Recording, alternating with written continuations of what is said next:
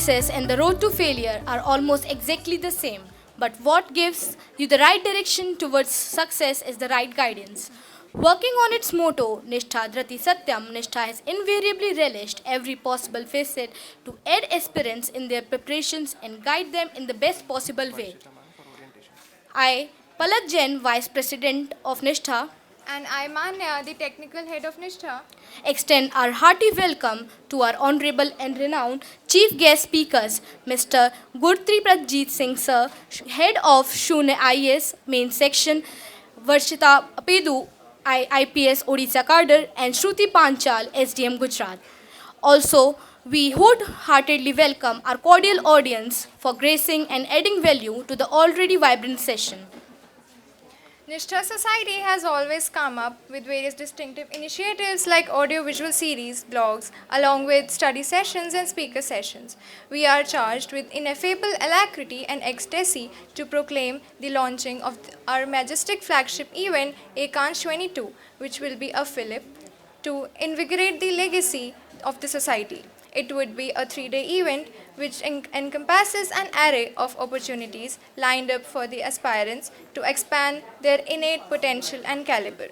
We are brimmed with colossal elation and felicity to begin with workshop for preparing the aspirants to surpass the delicate prelims examination, that is Trinetra session for prelims and Disha session for mains, with our education partner Shunya IS for our flagship event Ekansh 22. Shune IAS has become a renowned coaching institute with innovative courses from scratch to higher level preparation and general studies with a good test series for the preparation of civil services. Shune IAS has hold top rankers from their institute every year. It is a matter of great honor to have you here with us. Now, I cordially invite you, ma'am, to please take over the forum and address the most awaited audience. Please. Varshita Abedu ma'am would be like addressing you first. Thank you. Good afternoon, everybody. I am Varshita, and I've cleared Civil Service Examination 2020. Today, I'm here to give you a brief orientation on this exam. First, I would like to start with giving you a brief idea about the stages of the stages in this examination. This exam consists of 3 stages: prelims, mains, and interview. The prelims stage consists of 2 papers, that is the general studies and the civil services aptitude test. These 2 papers are of multiple choice question based papers. Have you seen the cutoff trends these years from the past few years? Anyone? Okay, the cutoff trend from past 2 to 3 years has been on a has been decreasing. The main reason is because of the increasing difficulty of the CSAT paper. Since most of the students who are here might be from the humanities background, I would like to stress the fact that in this exam, do not take any paper lightly.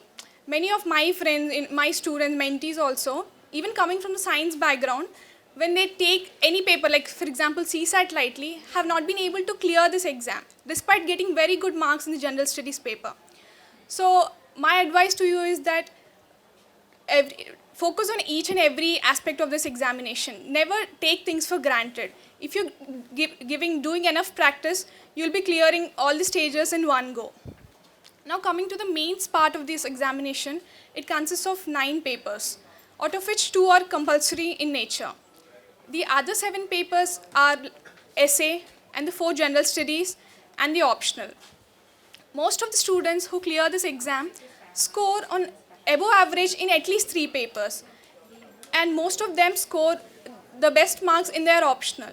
So today I would like to speak a bit on how can you choose your optional subject. The optional subject will be of 2 papers, each of 250 marks each. So the criteria which you should be considering while choosing your optional subject is that whether you have genuine interest in the subject or not. Because you will be traveling, just like our graduation, which we will be studying for 3 or 4 years. If sometimes we'll be preparing for this exam for 1 to 2 years, and you need to have genuine interest in the subject. The other criteria can be whether there is availability of material in the market or not. Because you have to be doing a lot of practice in order to score good marks in this exam. So material availability of test series, these things also you should be considering. And the other is whether this subject has been scoring well or not over the years. So taking these things into consideration, you can choose your subject. Example, in my case, I have done my graduation in mechanical engineering from Usmania University. But I have chosen my optional as political science and international relations. Because during my graduation, whenever I used to see the newspapers, I was very intrigued by India and its relations with other countries. So I found that subject to be very interesting. And it also has a major overlap with the General Studies 2 paper, which has an international relations part in that paper, which is of 50 marks, close to 50 marks. So you can, while choosing your optional, be very careful because you will be traveling with this subject for at least 1 to 2 years. Then comes the interview stage of this examination, which is also very important. It is of 275 marks, and the marks which you will be scoring in mains and interview will be taken to give the final ranking. The prelims is of a qualifying nature. You have to be clearing the cutoff to be able to write the mains. The prelims is the most trickiest stage of this exam process is what I feel, because the major filtering happens over there. Close to 10 lakh applicants apply for this exam every year, and 5 lakh applicants around will be giving the exam, out of which only 10 to 12,000 people will be given a chance to write the mains examination. So the major filtering is done over there, and many times students find it difficult to clear prelims year on year. The major reason is that seeing it only as a qualifying paper. So my advice is that please, today we'll be having a detailed workshop on prelims. So please go through that and give utmost importance to the prelim stage of the examination, because since you are from humanities, most of you are from humanities background, you might be having the experience of writing good answers. You might be having good answer writing skills, essay writing skills, but you will be able to write the mains examination only if you will be clearing the prelims. So please do focus on prelims more. Now, coming next, I would like to speak about how to manage the UPSC preparation with your college life. See, for UPSC to give a good attempt, you need to give at least 1 to 2 years of your time, 5 to 6 hours every day consistently. So how to manage the preparation is that you need to be very disciplined. Many of the students who come to me ask for motivation to get started. I believe that motivation is very overrated. You can get that CV. You can open the YouTube channel and you'll be getting many topper stocks, everything like that. So, but the motivation which you will be getting will only give you that initial push to just start the preparation. But what takes you forward is the discipline every day. I think instead of motivation, what you can, the discipline and the consistency every day will be taking you forward and helping you in clearing this exam. Because you are in your graduation right now, in first or second year of your graduation, you can start with the basic NCERTs first.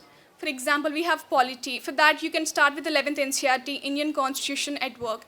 And then for the respective subjects like economy, geography, history, you can start with NCERTs first. First start with reading the 11th NCERT. If you're finding it difficult, you can just go backwards, like reading the 10th or 9th. You have to have a very good base of the very good understanding of the NCERTs, because if you have seen the prelims questions year on year, many questions come directly from the NCERTs, especially the questions from the geography and the polity areas.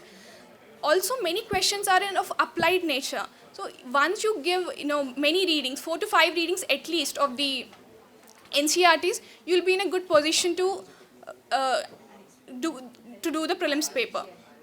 And the next is the answer writing practice. For main stage of the examination, you will be asked to write 20 questions in a 3-hour time period. So there will be 10 markers and 15 markers. So for the 10 marker, the ideal time to write an answer is 7 minutes, and for the 15 marker, it is 11 minutes. So you need to be having a lot of practice, because mostly in my graduation, the exams we wrote were only of 100 marks, but here the paper is of 250 marks. So in order to write the 250 mark paper in a 3-hour format, you will be needing a lot of practice to do. So for that, you need to join a good test series or at least see the previous year's questions and practice them many times to be able to write it in the exam hall. The major impediment in clearing a mains examination for many of the students is paper completion. So you need to do a lot of practice to overcome that. And the other most important thing in this exam is that the syllabus is very huge. In the general studies itself, we will be studying varied subjects like geography, economy, internal security, environment, disaster management. In our graduation, though, we'll be studying few subjects, right, 5 to 6 subjects. But in this exam, in the general studies one alone, we have close to 4 to 5 subjects. So since the syllabus is very vast, what we need is a repeated revision of books. Only then we will be able to recall these things in the exam. So my suggestion too is that once after you read the book, go for revision with active recalling. Read a chapter, close the book, and go for active recalling of whatever you have read. So this will help you very much in retaining things for a much longer time and help you in writing good answers in the mains. And the next important thing in this exam is current affairs. Since you're in your graduation, you can start reading newspapers like Hindu or Indian Express and just see how the editorials are being written in the newspapers. Many beautiful articles in Indian Express, for example, if I can say, start with a very good introduction, impressive introduction, giving you an idea as to what this editorial is going to be about, and then discussing the positives and the negatives, and then giving a way forward. In the same way, you are expected to write your answers in your mains answer in your mains copy. So while you're reading your newspapers, try to develop that critical thinking, seeing an issue in its entirety. What is the positive of this issue? What are the negatives? If you can take an example of the recent Russia-Ukraine war, whenever this news you are seeing on the paper, try to analyze it from different perspectives. For example, why is the war happening? How is it going to affect India? So what is the role going to be of India or any other major countries like USA? So you have to be thinking on these lines to understand an issue in its entirety. This critical thinking and analytical thinking will help you in your mains answer writing. So lastly, I would like to end by saying that if your dream is to be a civil servant one day, let me tell you the quote. If you are given a dream, you are also given the ability to make it come true. So if your dream is to be an IAS officer, trust that you have the ability to clear this exam and work hard to make that dream come true. I wish you all the very best to each one of you who will be appearing for this exam, and I hope to see you someday on the other end. Thank you. Thank you so much, ma'am, for your incredible guidance. We are filled with exuberance to hear such words of wisdom and knowledge emanated by you. Now, I would like to invite Shruti ma'am to take over the forum and begin with another segment of today's workshop, that is Trinetra session for prelims. First of all, I would like to say hi guys, how are you all? And I need all of you to be talking to me when we're doing this workshop. I cannot talk alone for an hour, okay? So I need full participation. I would also want to say I am overwhelmed by the number of people sitting here in spite of the interesting Culfest going on outside this exhibition hall. And I think this shows your sincerity, that how much you're thinking about your career, that what would you do after you graduate and all sort of things. So let me ask you one question first of all. How many of you have really thought about taking it up as a career? Okay, I can see a lot of hands being raised. That's good. And rest of the people, you're exploring what it is, whether we can do it or not, it's good or not for us. Okay, so let's talk about it. So after we all graduate from college, we enter a new stage of life wherein we are supposed to behave like an adult, take responsibilities, do a job, earn money, and all sort of things, right? And today I think we all want to do jobs which gives us a lot of money, good respect in the society, right? And if people of your age, I'm not very sure. I'm feeling very old today, actually, coming to a college campus. So if you guys want to do something about, the vulnerable sections and all, if you want to make good money, if you want to have good respect in the society, if you want to make your parents proud, I think this is one of the best career path you can choose. Now, as ma'am said, it is very scary. Around 10 lakh people fill up the form and only 10,000 of them write the mains examination. So what do you think?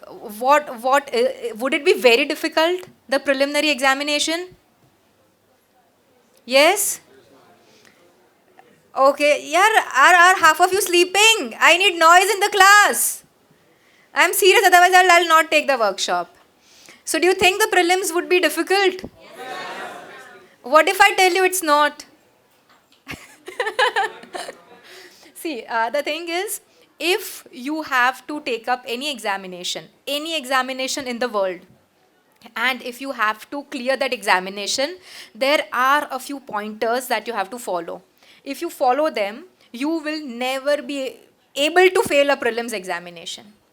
Like, I have never failed a preliminary examination ever in my life. I mean, never, ever, never. So, would you like to know what are the pointers? Yes, and how do we do it? So, let's start.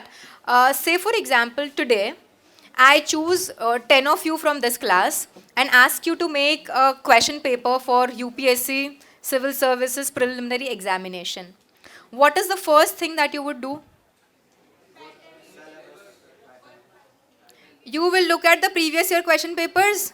First thing, that what is the trend? What is going on? Second thing, as the gentleman in blue t-shirt said, you will be looking at the syllabus, right? So two very important things. PYQs, previous year questions, we call them PYQs. They are the basic pillar of understanding any examination in the world. If you know what sort of questions are being asked, then you will be effectively able to study in a very concentrated manner, and you will be filtering out all unnecessary things that you think about and you are worried about.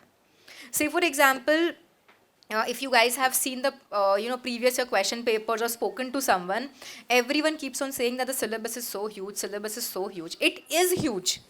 But then there are certain things that you don't need to read. There are certain things you don't need to mug up. Okay. And looking at PYQs will make you understand that UPSC is never asking which king was born in which year he ruled, till which year he was on his throne. And when we open up the history books, we are so conscious that is the first thing we mug up, right? But UPSC never asks this in a preliminary examination. Lot of other things are there.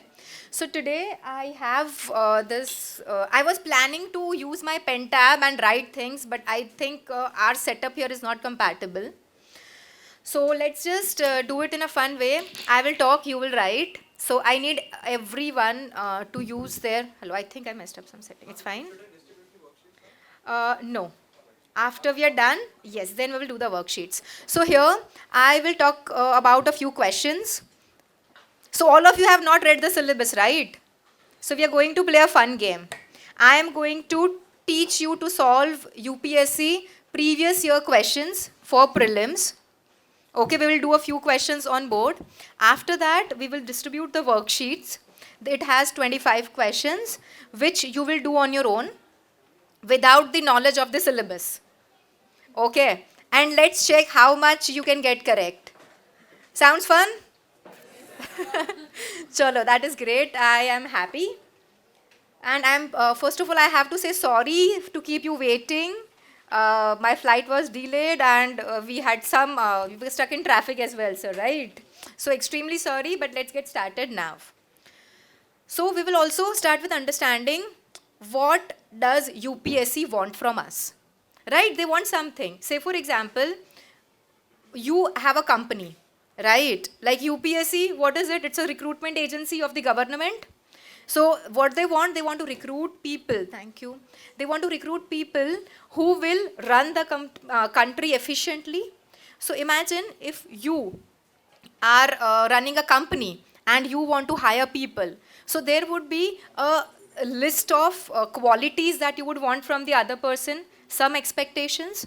So yes, UPSC also has these kind of expectations. And if we understand that, we can mold our preparation accordingly and we can clear the examination. Simple. So let's get started. Can we change the slide, please? Okay. So there are 100 questions in a prelim exam. Write, everyone. Okay, everyone is supposed to write now.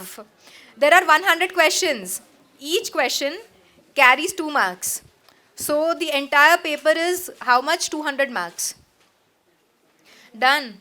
Now the person who's getting the first rank in the final result and someone who is not able to make it to the final list, or you or me, any one of us, when we open the paper, look at the paper, there will be only 30 to 35 question maximum which we will be able to solve with our knowledge. And I am very serious about it.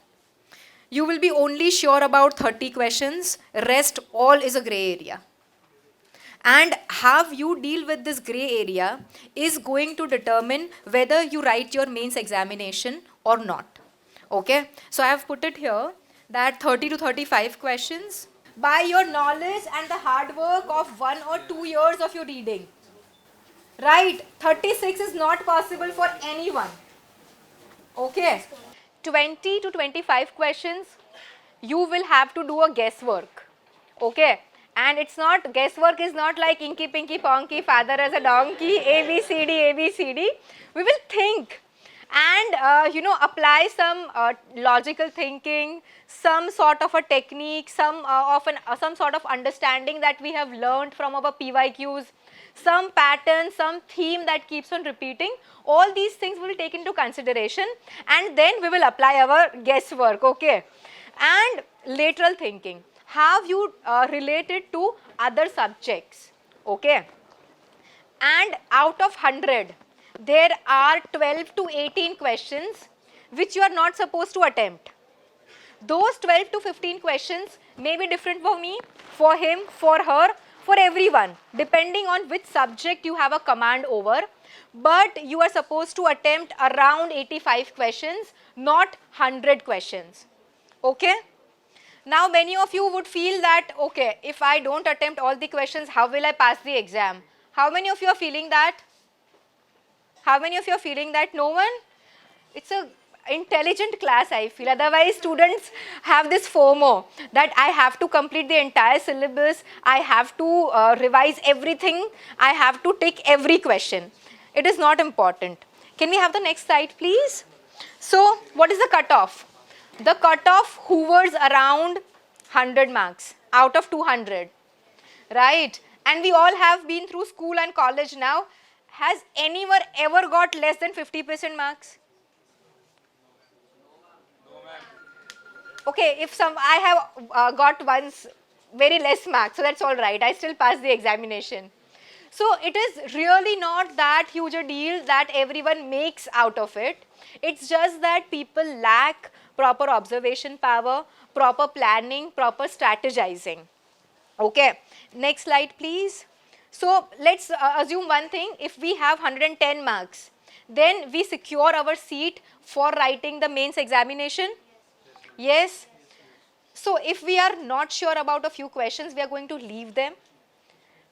And effectively, we need 60 questions to be correct. Effectively. You can do certain questions incorrect also because you can never get every question correct. Right? It's a pretty simple thing to do. Next, please. Okay, we were already there. So we will need a blend of hard work and smart work. Now, this question was asked in UPSC 2021. Okay, I'll read it out for you. Now, this question confused almost everyone, and almost everyone, 98% of the people, made a mistake and lost marks in this. Let me read it for you. With reference to Chauset Yogini temple situated near Morena, consider the following statements. The first statement is, it is a circular built temple during the reign of, I am not going to produce that, it's a tongue twister, blank dynasty. Second, it is the only circular temple built in India. 3, it was meant to promote the Vaishnava cult in the region. 4, its design has given rise to a popular belief that it was the inspiration behind the Indian Parliament building. There are 4 very confusing, very complicated sentences. Even someone who's giving second or third or fourth attempt is also confused. But what if I can tell you, without reading a single word of the syllabus, you can get this answer correct? Can you? Option C, 1 and 4. Yes. Yes, that's correct. Maybe I solved the previous year question. No, let's think about it. Actually, there is circular. Second option is circular. Yes, no option. Circular built building, and there is no circular built building in India. Only single building, not single building.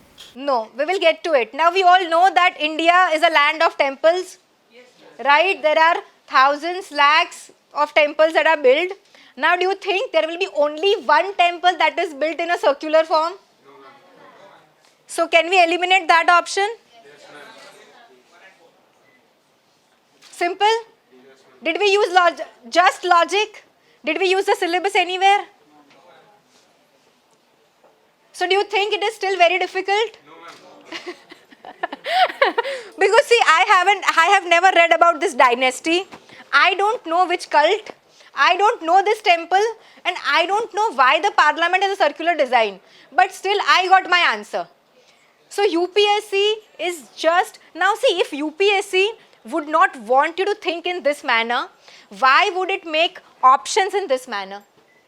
You're getting my point. UPSC is also checking your presence of mind, awareness, and your problem solving aptitude. Because once you pass the examination, you will become a DM or an IPS, and 24/7 what you will have to do? Solve problems in an innovative way. So this is where it begins. You have to understand the questions in a different way. Not just sit and think about this dynasty or the Vaishnava cult and try to recall, where did I read it? Did I read it or not? Was it in some current affairs? Where was it? So today we will practice lot of questions in this format. Okay, and then 2020 I have picked 25 questions from 2022 paper that you will solve on your own. Do you think it's going to be fun? Yes. Chalo, that is great. So next slide, please. Now we will, usually when you watch YouTube videos, they do questions in terms of, they will tell you a trick, take 2 questions, tell you another trick. But let me tell you guys, that's a waste of time. Because every subject, questions from every subject are made with a different kind of trick. Also one very interesting thing. If you're framing questions, the correct statements you can copy from NCERT or any journals or any newspapers or any other website. What is difficult is creating incorrect statements. A statement that is perfectly incorrect. That is what UPSC has to create. So we have researched a lot and we have found a pattern on how UPSC creates incorrect statements. What kind of words are used? What is the formation of the sentence? Which would take your accuracy of solving questions that you don't know to 80 to 90%. Sounds fun? It's like we are trying to understand what happens and then solving the paper. So we are doing a back working. Rather than just reading and applying and remembering, we are doing something different than others. By the way, this course is called Trinetra course. We launch it every year before prelims. It is actually a 6-hour course, but we don't have all the time in the world today. So we will be doing a very short, crisp and concise version. Also, one disclaimer before we start with this program. So with this method, you will be able to solve 25 to 30 questions of your paper. Rest and plus it will also need your basic knowledge, your basic reading. Okay, this is not a magic trick that you go to the paper, abracadabra, and you get your name in the list. You have to do your basic reading, you have to do your revisions, and then only this will supplement and it will increase your marks to 20 to 25 more than what you are getting normally. Okay, so this is like a supplement. This is not real food, it is a supplement that we take after eating normal nutritious food. So let's look at this. Now whenever UPSC asks questions about new technology, okay, let's do 2 questions. I will not tell you what the pattern is. After 2 questions, you tell me what the pattern is, right? So let's do the first question. In context of wearable technology, which of the following tasks are or is accomplished by wearable devices? Now you guys know a lot more about wearable devices than I would know, I assume. So let's see. Location identification of a person? Yes, can we do that? Yes. Sleep monitoring of a person? Yes. And assisting the hearing impaired person? Yes. We have those hearing aids, right? That is what wearable technology. So what would be the answer? 1, 2 and 3. Next question please. Consider the following activities. Let's skip the 3 and read what we are supposed to read. At the present level of technology, which of the above activities can be successfully carried out by using drones? First, spraying pesticides on a crop field? Yes. In Spain and France and big farms, they are using this technology. Especially you would have watched in some movie in vineyards, right? I think there was this series wherein they sprayed petrol and burned the entire vineyard. You guys don't watch series. Oh God, what's going to happen to you guys? Second, inspecting the craters of active volcanoes? Yes. Why not? Is any of the scientists going to go and stand or hang in the crater? Of course not. We are going to send a drone. Collecting the breath samples of sprouting whales for DNA analysis. Why not? No, it's not debatable. You guys don't even watch Discovery Channel. Yes. What happens is, how does a whale, I don't have my pen and pad, but the whale, it takes in water from the mouth and there's a sprout that happens from the head. So a drone is the only thing that can fly above it and capture a sample, bring it back for DNA analysis. Okay, so what is your answer then? D, 1, 2 and 3. Next question please. For the measurement, estimation of which of the following are satellite images or remote sensing data used? Okay, chlorophyll content in the vegetation of a specific location. Can we do that? What is chlorophyll? We have all studied in school, the green pigment. So depending upon, is it a dark green patch or a light green patch of land from a satellite, can we say that here the concentration is more and somewhere else it is less? Yes? Okay. Greenhouse gas emissions from rice paddies of a specific location. Yes? We have those satellites, we read it in news and all.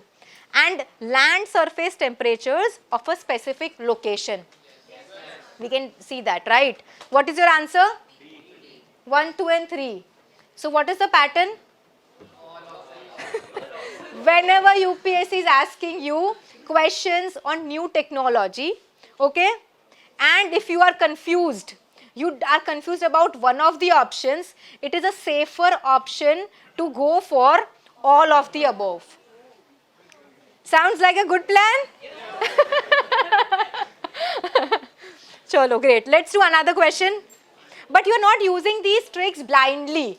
It has to be done logically. Let's go to the next question, please. Now we have something, some question always shows up which compares new technology and old technology. Okay? So here I am going to tell you the trick beforehand. so that you can work it out yourself before I explain. New technology is always better than old technology. That is why we are replacing it. And new technology is always more expensive than old technology. It will require investments. So let's look at the question, please. In the context of proposals to the use of hydrogen enriched CNG, that is HCNG, as fuel for buses and public transport, consider the following statements. Okay? Now, the first statement. The main advantage of the use of HCNG is the elimination of carbon monoxide emissions. We are going to put a question mark here.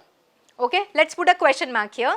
Whenever you read a statement, you are very not sure about what to do, and I'll teach you the trick for this statement also, don't worry. Let's put a question mark there.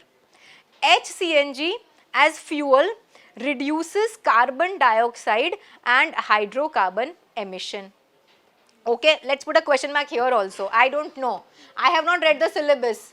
I don't know anything, so let's work it like that. Hydrogen up to 1/5 by volume can be blended with CNG as fuel for buses. I don't know that also, how much hydrogen they are blending. Let's go to the fourth statement. HCNG makes the fuel less expensive than CNG. Incorrect? Incorrect, because new technology is always more expensive. So now if we eliminate 4, right, these 2 are gone. So you only have 1. You know that either 1 is correct or 2 and 3 are correct. So now let's revisit all the 3 statements. Now there is another rule. If UPS, if you have to choose between 2 statements, and if one statement is a very specific statement and another is a generalized statement or not very specific, then the generalized statement is always correct. So let's look at it. The main advantage of the use of HCNG is the elimination of carbon monoxide. So this is incorrect. It is very specific. Can you ever eliminate something completely? No, we cannot. Okay, so this is also an extreme statement. Now let's look at 2 and 3. HCNG as a fuel reduces. Here the word is reduces, which is not telling you it is completely eliminating or giving you some percentage, it is reduced by this much percentage. Here also up to 1/5. So it can be anything up to 1/5. Okay, so these are called generalized statements. If here they would have given hydrogen is mixed up by 1/10 volume only, then it becomes a specific statement and it will be incorrect. If here it says eliminates, then it becomes an incorrect statement. Or if it gives a percentage, okay, if it gives a specific percentage, then it will become incorrect. So what is the answer here? B. B. So without the syllabus, are we solving it? Am I teaching you anything? No, we are just talking. Okay, let's look at another question, please. With reference to street lighting, how do sodium lamps differ from LED lamps? Okay, let's use all the rules that we have learned till now, and by the end of the workshop today, you would have learned lot of rules. So better keep on writing it down, because once you go out, you will forget half of them. And by the end of the month, you will forget all of them. Yes, our retention capacity is very less. See how your brain functions, you know. Whenever you read something or hear something and it goes in your memory, there is a node formed in your neuron. If you don't recall that fact again and again, if you don't talk about it, think about it or work towards it, that node somewhere dissolves and it is lost and that thing goes out of your memory. But if you revise that, recall that or work towards it, that node becomes stronger and it will be a part of your permanent memory. Right? How can you not forget your name, your friends' names, your friends' addresses, their faces, right? Because you do it quite often. And it's very simple. It is all basic science, nothing else. So let's go here now. Sodium lamps produce light in 360 degrees, but it is not so in the case of LED. Now, I'm sure you all would have had those lovely childhood days when you would sit on the scooter with your dad, go for a drive in the evening, and those sodium lamps were there. They look like a circle, bulbs, and there's a filament, right? We've seen that. So, how is the light produced? All the directions? Yes. Logic and LED. So, a TV screen works on the principle of LED. So, is there light coming from the back of your TV? No. So, is the first statement correct? Yes. Yes, it is. So, let us eliminate these two because they don't have the first statement. Right? Look at the statement. Look at the options. Okay, look at the statement, look at the options. Half of your work will be done even before you read all these statements. Okay, so let's read. So now 3 is also correct, right? Because both the options has 3. So I am not going to waste my time reading the statement number 3. I will just work on statement number 2, thinking if it's correct or not. है ना? So let us see. As street lights, sodium lamps have longer lifespan than LED lamps. Which trick? New technology is better than old technology. Why are we replacing all the sodium lamps with LEDs? They consume less energy and they have a longer life. Right? We buy a TV which works on the LED principle. We use it for 10 years. Have you used a light bulb for 10 years? No. Pure logic from your everyday life helps you solve examples. Your mom will also help you solve some, don't worry. Next slide, please. Generic statements. The general statements that we spoke about, right? In the other question, let's go. Which one of the following statements is not correct? Now, I don't know anything about hepatitis A, B, C or D, E, F.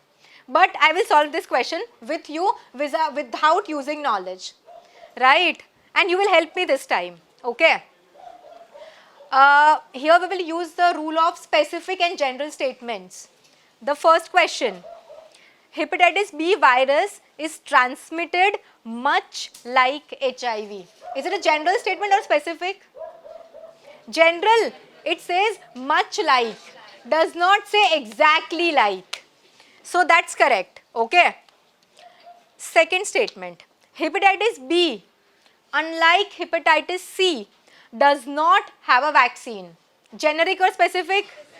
Specific. Let's put a question mark and read the other options to know if it's correct or not. C, globally, the number of people infected with hepatitis B and C viruses are several times more than those infected with HIV. The several times means it can be 5 times, 10 times, 20 times, 100 times.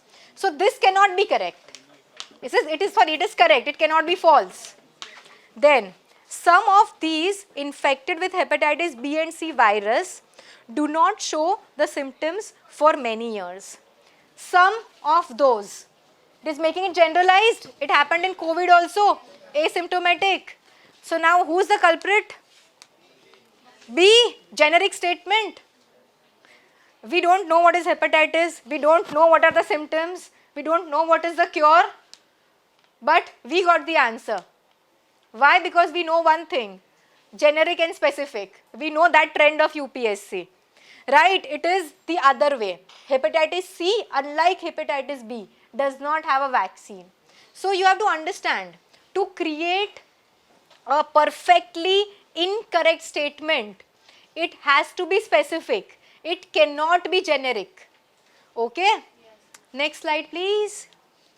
Now these questions scares the aspirants a lot. Why? Economy. There is a lot of data you guys think you need to mug up. There is, but it is a very, I would say, stupid thing to think. UPSC does not want you to mug up data. UPSC is very clear. It doesn't want you to mug up data. There will be certain specific data like the bank rate, repo rate, but not general data. So let's have the question please. With reference to visible light communication technology, which of the following statements are correct? Now we don't know what is visible light, whatever technology, but visible light means like Wi-Fi, we cannot see it. This technology might be spreading via visible light. Logic, this much we can think by logic, yes? So, statement number 1, and we have to see which statements are correct. Now look at the options. We have to find one statement that is incorrect and we are done with the answer. And these are our 2 cash marks. So first one, VLC uses electromagnetic spectrum wavelengths 375 to 780 nanometer. No, not nano, I don't know what's NM is, I'm sorry. Yeah, right. So do you think it's a generic or a specific statement? It is giving you a range of data. It is giving you a range of data, right? Whenever data is given in form of a range, it is 99% correct. Okay? So, your headache is gone. You don't have to mug up data now. So, first is correct. So, can I eliminate the option D? Right. But still we cannot figure out which one is incorrect. Let us go to number 2. VLC is known as long range optical wireless communication. What do you think about it by logic? Tell me. Correct. Why? Correct. We have also to think with the rules. If I am lighting a light in this room via which the communication is happening, if someone is standing outside the gate, will that person be able to use this visible light communication technology? No? So should I call it short length or long wavelength, long range or short range? Logic. So along with the rules, we are using ample logics. We are not following anything blindly. This will enable you to increase your marks and this will enable you to never fail your prelims. Even if you try to fail, you will never fail your prelims if you solve your papers like this. So if I say you can do 25 to 30 questions every year like this, how much percentage of your paper it is? 25 to 30%. It's not a small number, and where the cutoff ends? 50%. So you win half of the battle just by thinking in a different way. So let's look at statement number 3. VLC can transmit large amounts of data faster than Bluetooth. True? It just says faster than, large amount, it's not specific. VLC has no electromagnetic inference. This is a specific statement, but we have to understand. If your phone rings, do the lights blink? Do the lights blink when your phone rings? So yes, it does not have any electromagnetic interference. Very simple. So just by understanding how the light in your house works or anywhere you sit works, you can solve this question. It's very easy. Next slide please. Okay, now you tell me this. We don't know what is ocean mean temperature. But with reference to that, which of the following statements is or are correct? OMT is measured up to a depth of 26 degree isotherm. So here it is giving you up to, right? Which is 129 meters in southwestern Indian Ocean region during January and March. So this statement has 3 components. Okay? One, it is generalizing, and the other 2, it is fixing it. Okay? So it means that in a sea at 129 meters, the temperature will always be 26 degree. Is it possible? In the entire ocean, some part will be cooler, some will be hotter. So 129 meters is a very specific point. So what is the statement, correct or not? Not correct. Right? It is giving you something very specific. Okay. Then OMT collected during January to March can be used in assessing whether the amount of rainfall in the monsoon will be less or more than a certain long-term mean. Full of can, more than, right? So this is a generic statement. So now we know the answer to this also. This is hardcore geography. Okay, you will have to study this in the NCRTs. Okay, then you will have more clarity. But still, by our general, not general principle, we can still solve things like these. Next slide, please.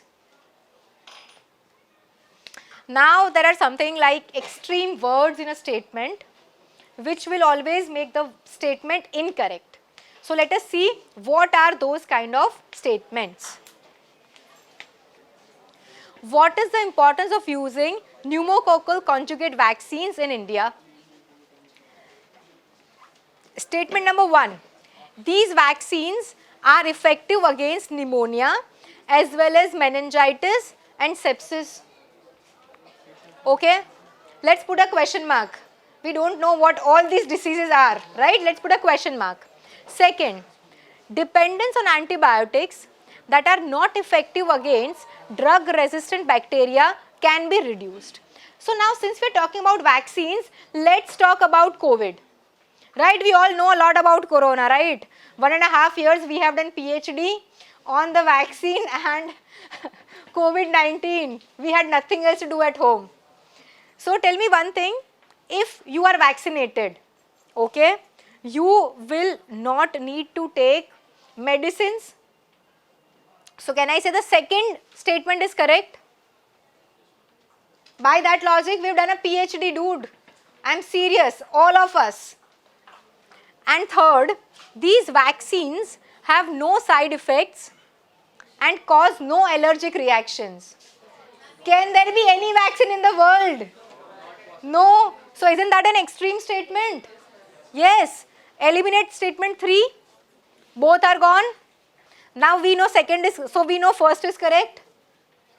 And we know second is a generic statement, so second is also correct. Done and dusted. We reached the answer. Done. Let's do one more. Guys, we're going to do a lot more questions. Huh? Don't get sleepy in the class. I can feel the noise getting lower. Chalo. Okay. Why is there a concern about copper smelting plants? Some industrial plant which has something to do with copper. I don't know what is copper smelting. Let us see. They may release lethal quantities of carbon monoxide in the environment. What do you say, guys? True or not? Trick plus logic. If they may release lethal quantities, will they ever get environmental clearance? It is lethal qualities, which is way higher than dangerous, way higher than the permitted mark. So now tell me. False. See, I am putting these questions also because you have to understand it is not a magic wand that you are going to go and just swirl it and you are going to pass. You have to read your syllabus, you have to think logically and then use the tricks. So first one, can I say incorrect? Do I have my answer now? Yes, ma'am. Simple. Yes. Let's go to the another question. Now, UPSC asks you definition related questions. Every year there is at least one question that is based on definitions. Let's have the question. Now this is something which is your forte. You guys know it better than I would. Actually, my kid also knows these things a lot more than I know. In augmented reality, a simulated environment is created and the physical world is completely shut out. Augmented, it augments things in the real world to give you a better experience. Second, I'll teach you a new trick in this one. Wait. In virtual reality, images generated from a computer are projected onto real life objects or surroundings. What does UPSC do? It will always interchange the word and give you two statements of definitions. Every year we have one question like this. Okay, so 1 and 2 both are false.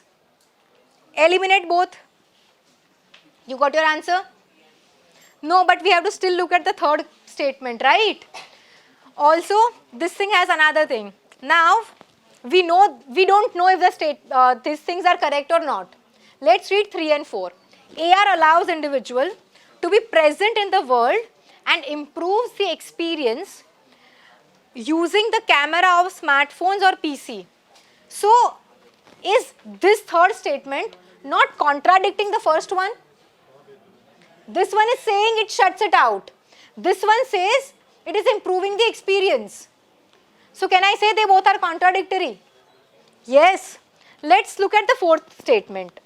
So can I say 1 and 3 they cannot be correct together? So any option wherein we have 1 and 3 together, we can eliminate that. Also, since they are contradictory, one of them has to be correct. So wherever we don't have 1 and 3, that we can eliminate. New technique. Contradictory statements. Whenever you have any question that has contradictory statements, any option that has both of them will get eliminated. Any option which does not have any of them will also get eliminated. So you have 150% of the battle. Now you just have to decide which one of them is correct. These kind of questions are asked a lot in economy section. Always 1 or 2 questions on this trend. But I have not taken economy and polity and such things today because I did not want you guys to get scared.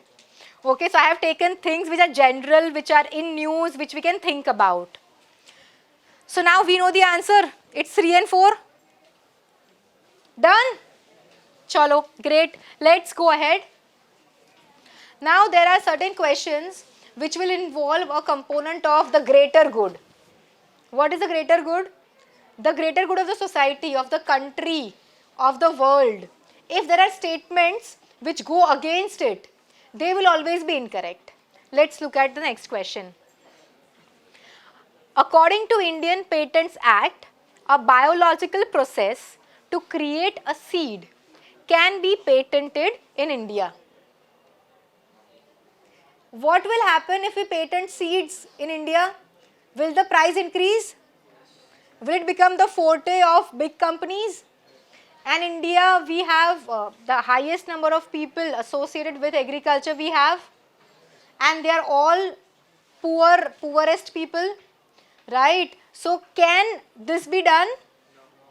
This goes against the greater good principle of our own. So this statement is incorrect. Done. So 2 options are eliminated. Now we know third option is correct. We just have to look at statement number 2. Okay, so what is statement number 2? In India, there is no intellectual property appellate board. What is an appellate board? It's a board if you have complained and if there's a case and you lose or you are not happy with the judgment, you can go to that board and appeal. That's an appellate board. So do you think there can be no appellate board? There has to be one, right? So second statement is incorrect. Incorrect. I said it's incorrect. Okay, so now we know our answer. It's C3. Done. Let's get to the next question.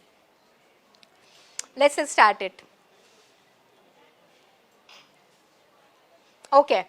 Now UPSC every year asks 2 to 3 questions wherein there is a word which you have never heard of.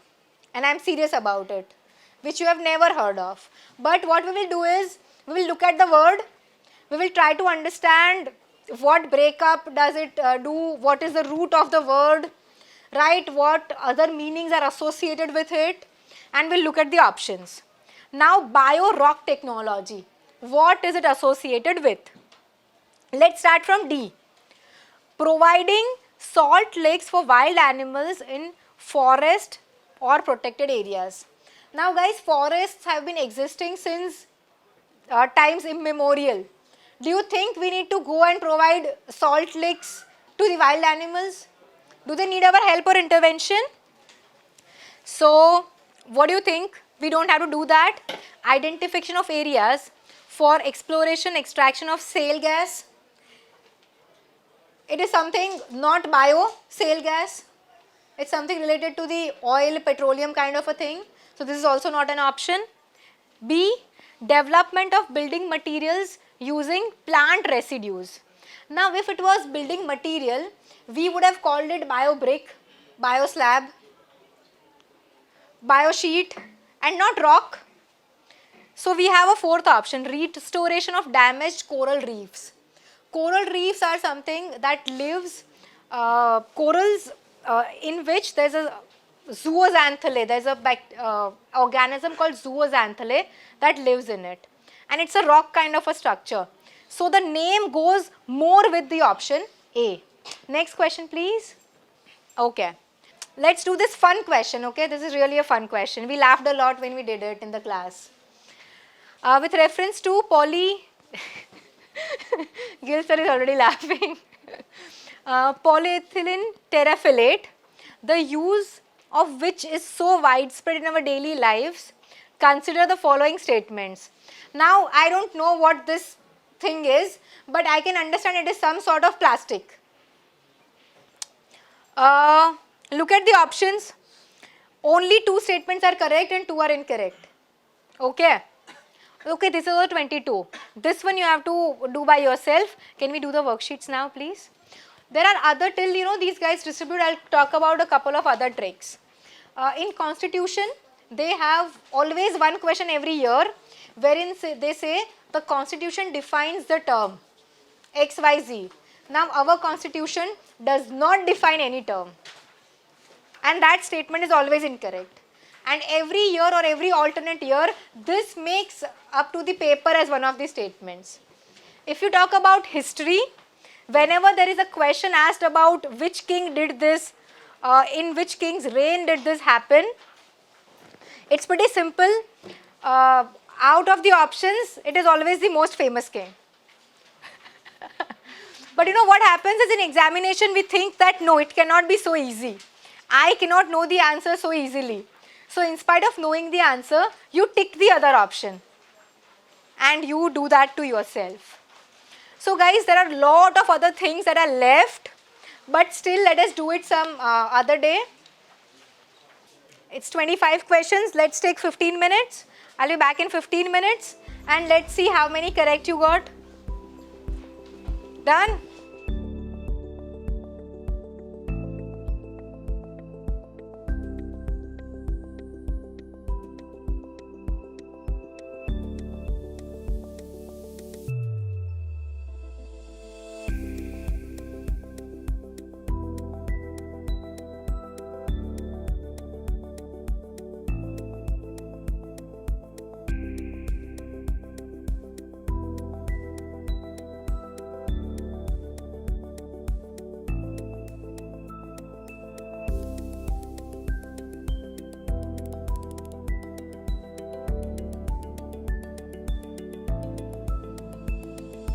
So guys, how are you feeling? Looking at the questions? Doable? Alright, let's see how many of you get the answers correct.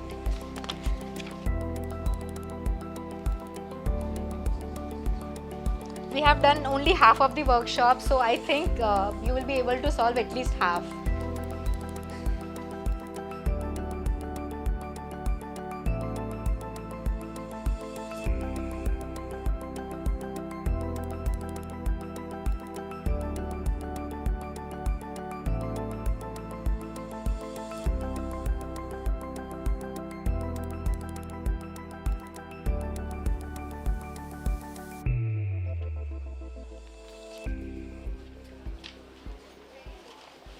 Let's look at question number 6. Guys, question number 6. Let's look at question number 6. Now tell me, what did you guys do? B and C. Okay. We have a confusion between B and C. Let us see how to solve this question. Monzonite is a source of rare earth metals. Yes, it is one of the rare earth metals. So first is correct. Solve the C wale guys. Sorry.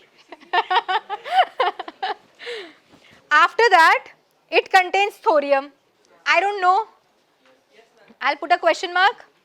Then the third statement says, it occurs naturally in entire Indian coastal sands in India.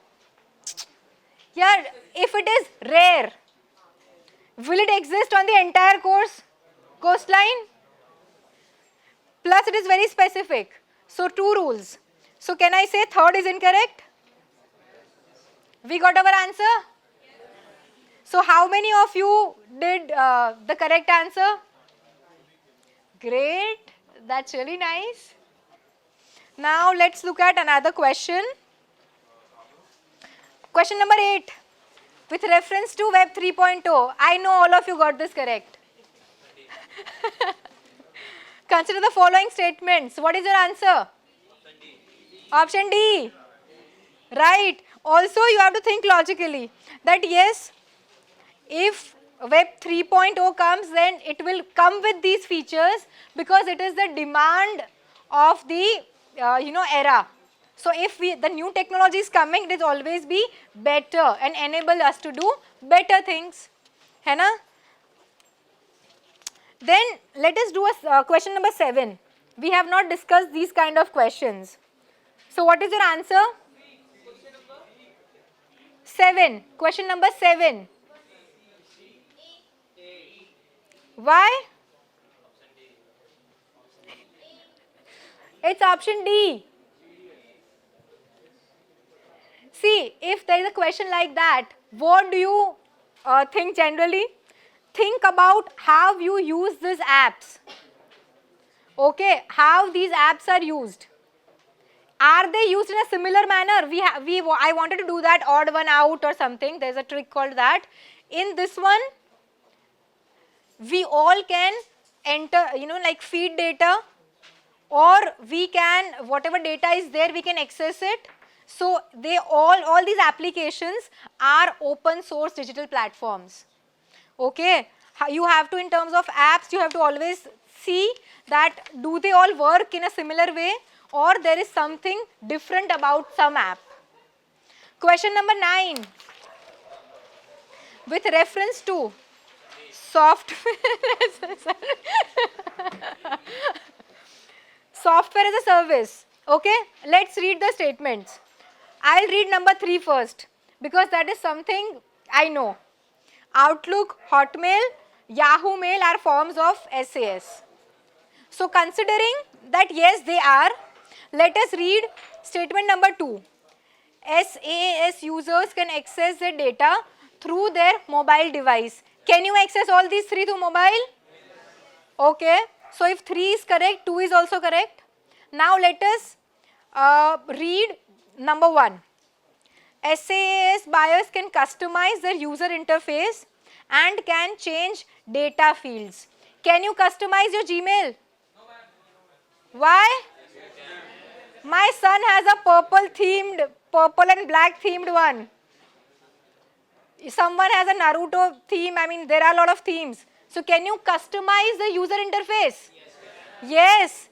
Then you can create different folders to save your different types of emails. The focused ones, the primary, the spam, something related to education. So can you change data fields also? Yes. So what is your answer? D.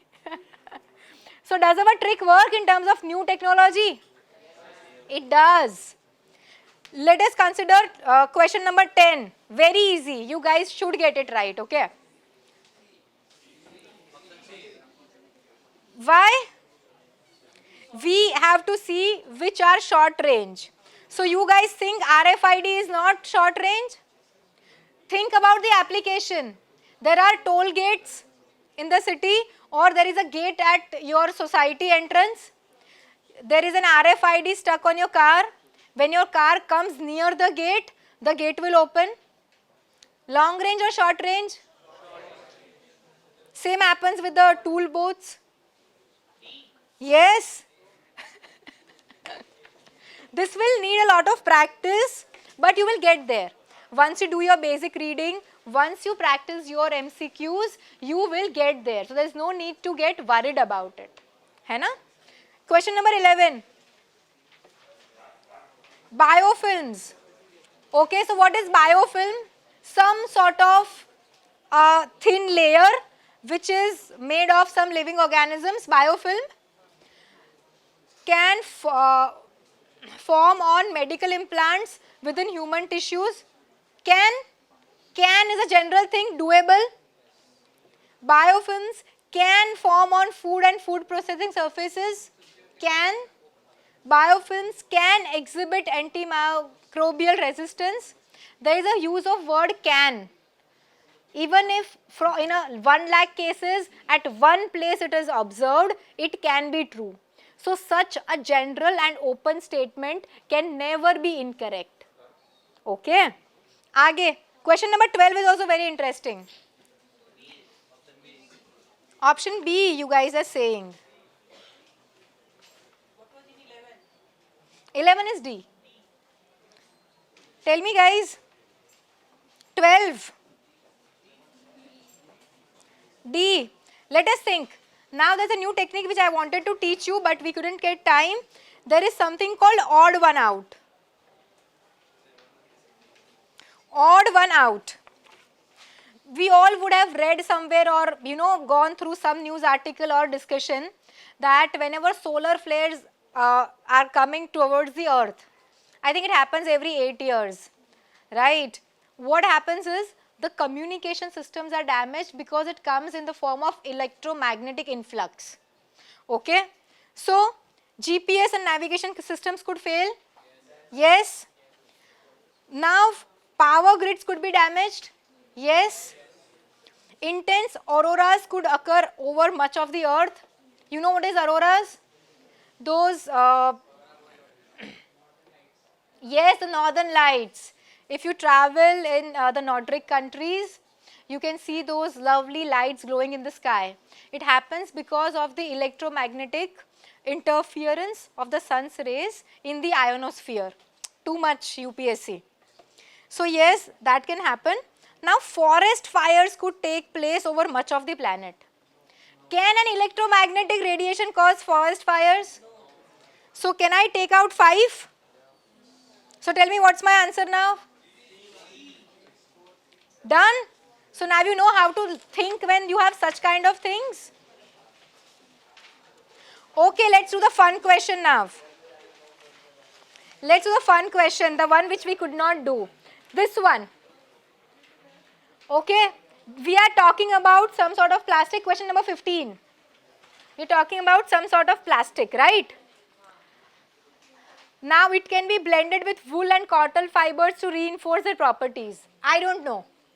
Put a question mark. Containers made of it can be used to store any alcoholic beverage. Guys, I am sure you would have seen a bottle of booze, all of you. Some of you might have even bought it. Have you ever bought it in a plastic bottle? So tell me, is it correct or not? So from your general knowledge, this is not correct. Eliminate 2. So now you have 1 and 3 and 1 and 4, which makes 1 correct. Now you have to see either 3rd is correct or 4th is correct. Even if you burn a piece of paper, there will be CO2 released. So you cannot burn anything which does not emit greenhouse gas. So 4th is incorrect. Right? You getting my point? What does it say? articles made of it can be easily disposed of by incineration without causing greenhouse gas emission. Without, can you burn anything without release of CO2, any organic matter? No. So that's logically incorrect. So what's your answer now? A.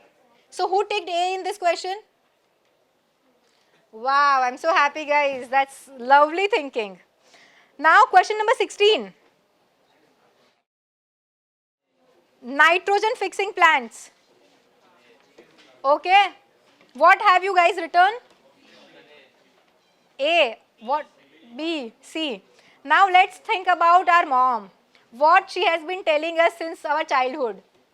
You have to eat dal to get protein, pulses to eat protein, right? Maybe eggs or maybe chicken or something. Has your mom ever told you पालक खा लो protein मिलेगा? कभी बोला है पालक खा लो protein मिलेगा? So eliminate spinach.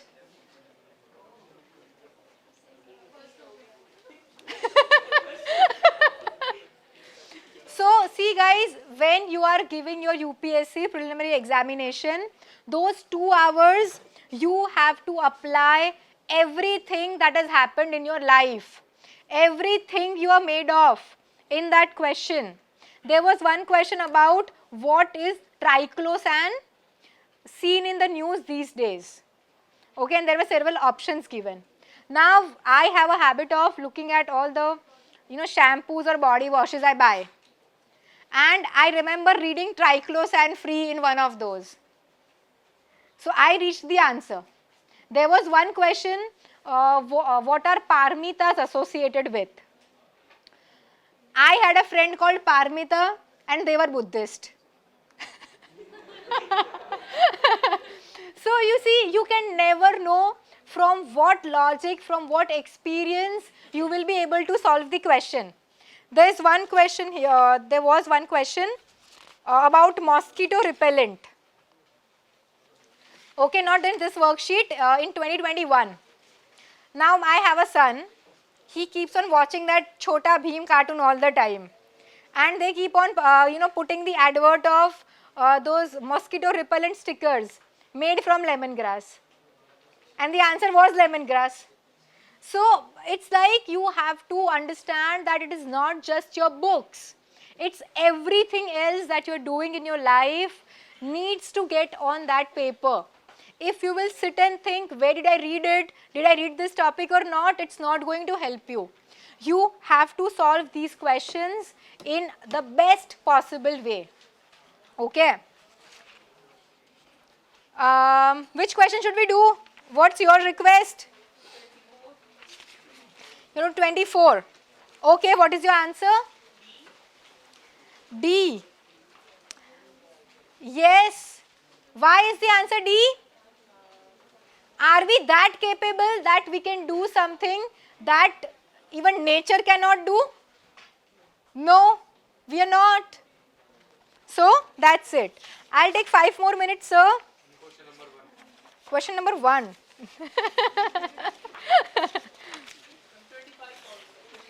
We will do that also. Let's do question number 1. Option D. What are the answers? Other answers? B. Okay. Okay. The Constitution of India defines. See, I told you there's always a defines wala question every year. So, third is incorrect. So, by that way, we are eliminating C and D both. Okay. Now, we know 1 and 2 are correct.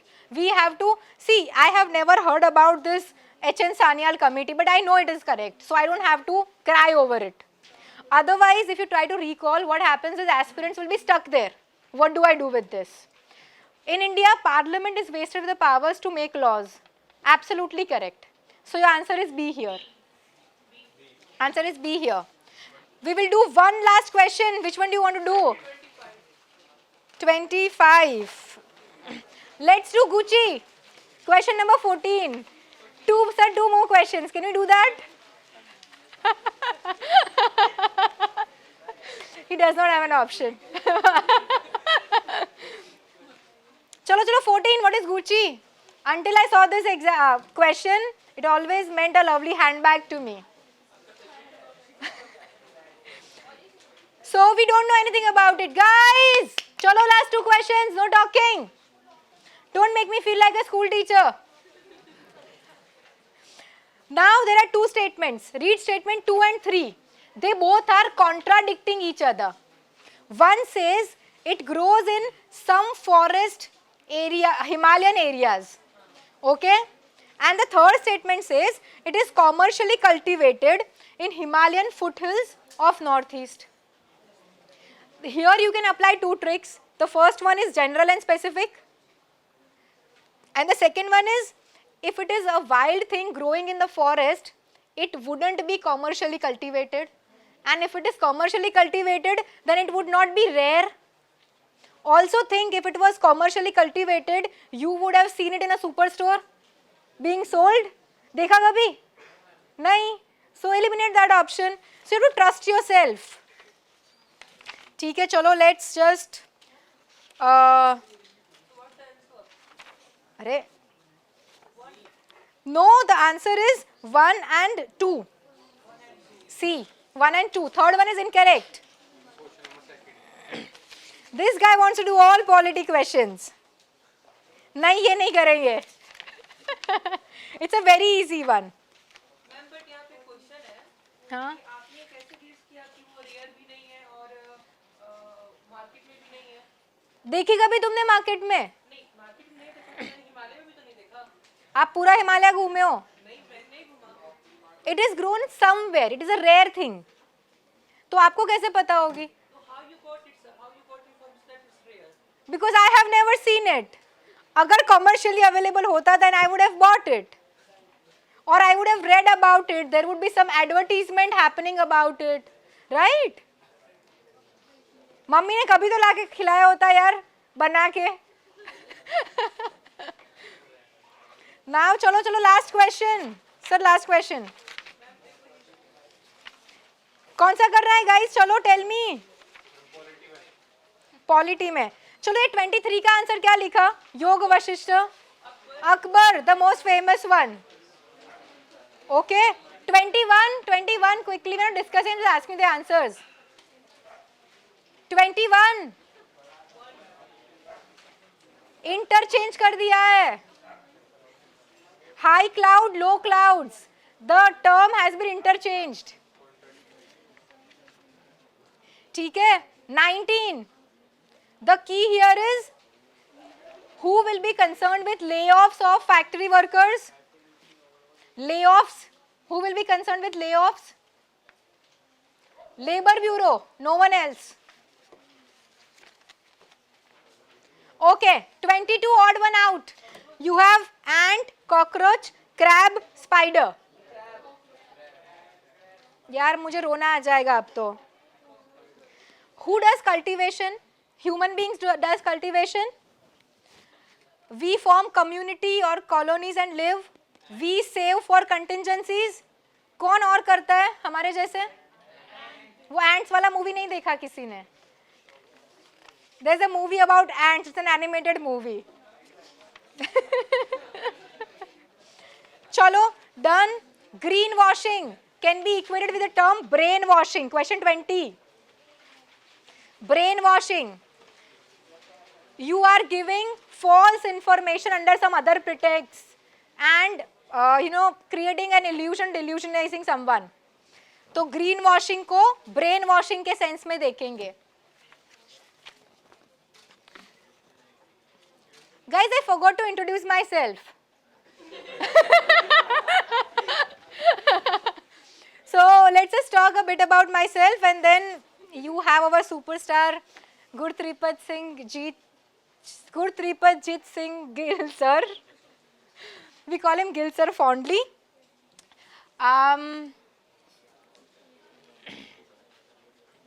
So you guys really want to take up civil services? Feels like a good option. So I would say that you guys are very fortunate that you know that such kind of a career option exists. When I was in college, I am from Gujarat, And in Gujarat, there is very less awareness about civil service examinations. So when I was in college, I did not know that such kind of an examination really happens. So I was doing my BSc Zoology. How many of you are from Zoology? Okay, great. So, yes. Also, guys, I just went through what undergrad programs your college is offering, and many of those programs are available as the options for optional subjects. Okay. And in your UPSC examination, whenever you are appearing for examination, your optional, if you are thorough with it, you have won half the battle. Because say for example, she's done her graduation in zoology, then she's thorough with the entire syllabus, which someone else will have to completely read, revise and do it in say a year or 6 months. So it is a very wise choice that you guys are making. I think you guys would be in the first, second and the third year of your graduation. So start reading your GS, start reading your NCRTs, start making notes of your optional. How do you make notes? PYQs. Look at the PYQs of optionals and then understand what points are more important from UPSC perspective. So I would really request all of you to start preparing from now so that you clear it in the first go. Okay, if you do it right, if you have a good mentor, if you're getting good guidance, if you know what are the pitfalls, if you know what are the mistakes other people make and you are not making them, then it is a very good thing you will pass in the first attempt, at least the second. Okay, so choose your optional, work on your optionals and everything. So I was talking about myself that I did not know. Then I started working for a bank. After that, I went to London. I worked with SBI London. After I came back, I felt like I was done with banking and I wanted to work with the farmers. So I started going to villages. I collaborated with the government. I did income enhancement programs, created farmer producer organizations. And the project files were not passing. If I apply for a loan for Kharif for farmers, it would get approved in Rabi season. The season is gone. What is the farmer going to do with that thing? So then I thought I should give this exam, and at that time my age was 31 years. I had a kid who is right now 10-year-old. That time he was like 3 or 4 years old. So I feel that if me being someone who's away from studies for such a long time, who has added responsibilities of a full-time job, of taking care of a kid and other things, if I can do it, then you guys can also do it. All you need to do is, get good guidance. Okay, this is very much doable. There are a lot of, PYQ files available, and these days you have a plethora of material. Okay, we did a fun class, but now let's talk serious for 2 more minutes. Download PYQs. If there is a book available on previous year questions for prelims, buy it. Go through the questions. Ensure that you read, at least to start with, you read couple of hours every day. Okay, effective couple of hours, not looking at your phone and holding your book and thinking about something else. Effective couple of hours. You need to get started because the competition is getting fierce day by day. Okay, and if you start right now, then you will be able to leave back people like me. But the fun thing is, when I appeared for my prelim exams for the first time, I did not have much time on hand.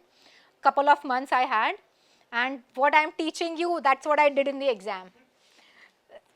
And I cleared the prelims exams, and young guys like you who were studying since 1, 2 or 3 years, they couldn't make it. So it's not just about studying, revising. Of course, you have to study, revise, clear your concepts. But then, thinking differently and getting good guidance are equally important. Okay, there are a lot of courses, like you guys stay in Delhi. It's a paradise for UPSC aspirants.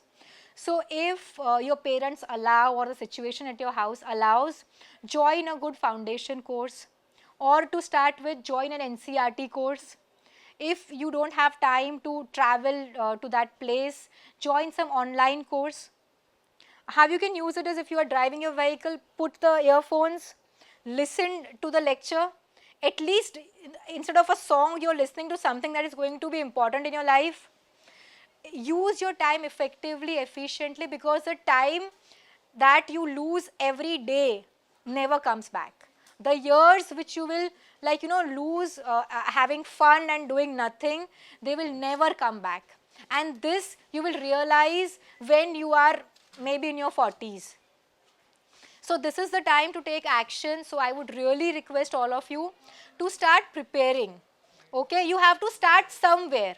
If you want to scale Mount Everest, you have to start doing it by taking one step at a time. So I request all of you to start doing that. And as you all know, once you clear the prelims, which I am sure all of you will, you guys will have to do the another phase of UPSC, which is the mains examination. So answer writing is very, I would not say difficult, but it's different from what we have done till now. So Gil sir is going to talk to you guys about answer writing. And since we are from Sunya IAS, I would say we have plenty of affordable online, offline programs. You can visit our website and check it out. If someone, something feels right or clicks right, you can go to that also. Like the workshop we did, we will be launching it in January or something. It will be a 6-hour workshop or something. That also you can look at. Handing over to sir. And guys, you guys were a lovely class. I had a lot of fun. I hope you guys had fun in the workshop. Ah, that's a sleepy yes. Thank you very much. Thank you so much, ma'am, for this interactive session, and it is really good.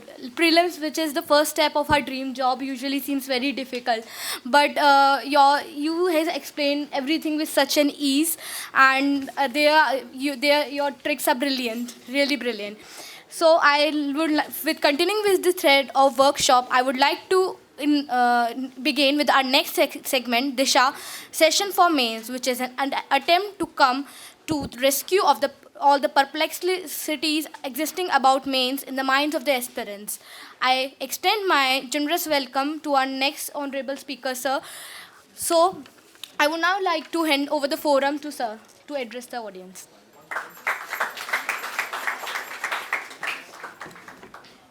Okay, so we'll be discussing the mains answer writing first. So before that, I would like to ask you guys who have the prior experience in this UPSC preparation and who are completely fresh. So I should have an idea. So dekho, we'll make this class a very interactive session. I don't want to give you a one-way structure.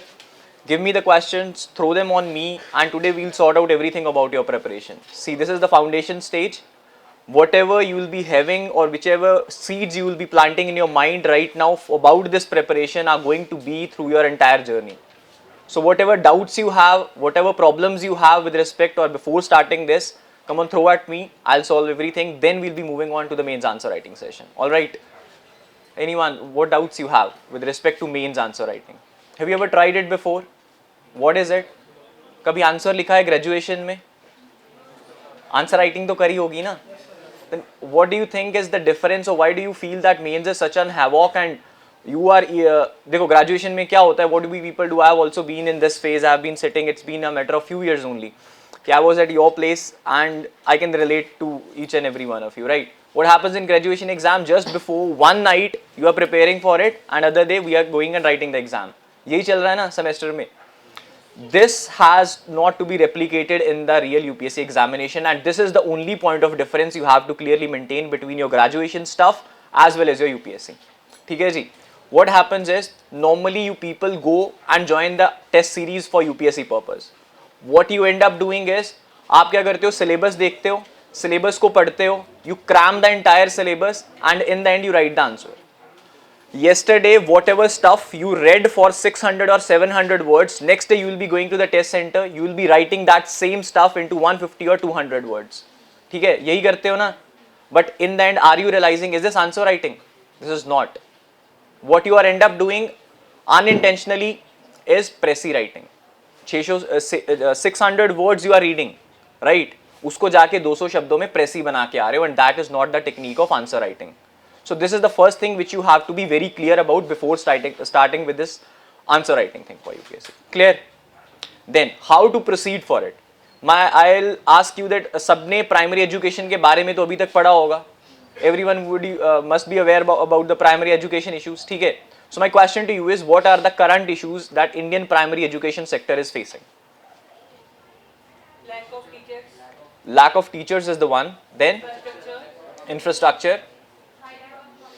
हाँ जी. High dropout rates. Okay. Then innovative ways of teaching, innovative ways of teaching. Done. Then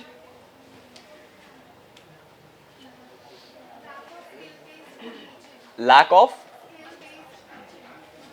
skill based teaching, innovative teaching, they are one of the same things. No, ठीक है, done, accepted. Then awareness about education to whom? to in rural areas. To the rural area. See, please note this point, what he has said, lack of awareness. Then I asked him with respect to what, and he said to rural areas. Okay, so this we'll be discussing in the one of the structures. You have to write, I will be telling you that you have to write the examples with respect to the answer writing to substitute your point, and there this point will come handy. Please like keep it in your subconscious for now. Then another points for primary education issues. Good bond with teachers. Good bond with the teachers, okay, accepted. Then financial support from what, ma'am? From government. Government schools are government funded. Okay, let's say for the advancement of the infrastructure. Fine. Then see, was there any point which you people did not know, या आज तक primary education के बारे में कभी पढ़ा नहीं है? ऐसा है कभी भी? कभी ना कभी स्कूल में you must have read about this issue and इसके बारे में आंसर भी लिखा होगा. ठीक है, but now why are you not able to deliver that to me at that point of time? sir, the proportion of boys and girls in the school. The proportion of boys and girls in the school. ठीक है, accepted. Yes. हाँ जी. Illiteracy of the parents. Done. Lack of initiative and motivation on the part of teachers. Lack of motivation on the part of teachers. Okay, accepted. Then see, school में भी क्या हुआ? You crammed for one day and जाके press ही लिख दिया. ठीक है, the moment you start for the answer writing for the purpose of UPSC, do not write the answers in such a way. What is answer writing? How you have to do it? ऐसा नहीं होता कि जाके सिर्फ answer writing करना है and that is the answer writing. You have to invest properly 15 minutes. First level comes, that is the level of understanding the thing. Then comes the second level where you start appreciating the things. किस किस की जिंदगी में ये time आया when you are reading the book or you are understanding that concept, तो हमें goosebumps आ जाते हैं. And you eventually realize that, oh my god, this was the thing, है ना? That is the level of appreciation with each and every topic of the with respect to the UPSC. You are going to have that appreciation level in your mind. ठीक है? I'll give you one example. मान लीजिए we talk about primary education only. Clear? So what are the issues in government schools? इसको you have to appreciate and inculcate in your mind in such a way that everything should be in a pictorial memory in front of you. And how we are going to do it? See. First level, बच्चे को घर से हमने school लेके जाना है. किसका issue आएगा? There will be an issue of transportation. ठीक है, now the student is sitting inside the classroom, there we be having the issue of what? Infrastructure. Clear? Then the teacher would be coming to teach him, there we have the issue of what? Whichever two issues you told. ठीक है, there is lack of teacher innovation, teacher is not teaching in the innovative methods, there is lack of teacher training and all. Then what is the medium which is connecting the students with the teachers in the class? That is the syllabus or the curriculum. So we have outdated syllabus as well as the curriculum. So that is solved with respect to the class purpose. Then immediately shift your mind that there will be recess which is happening. In the recess, the student will be going outside. There he is going to use the washrooms. Okay, so we have the problem of sanitation in the primary education sector. Okay, then the students are awarded with the midday meal scheme. Okay, there we have the problem of nutritious food. Then the student will be going back in the house.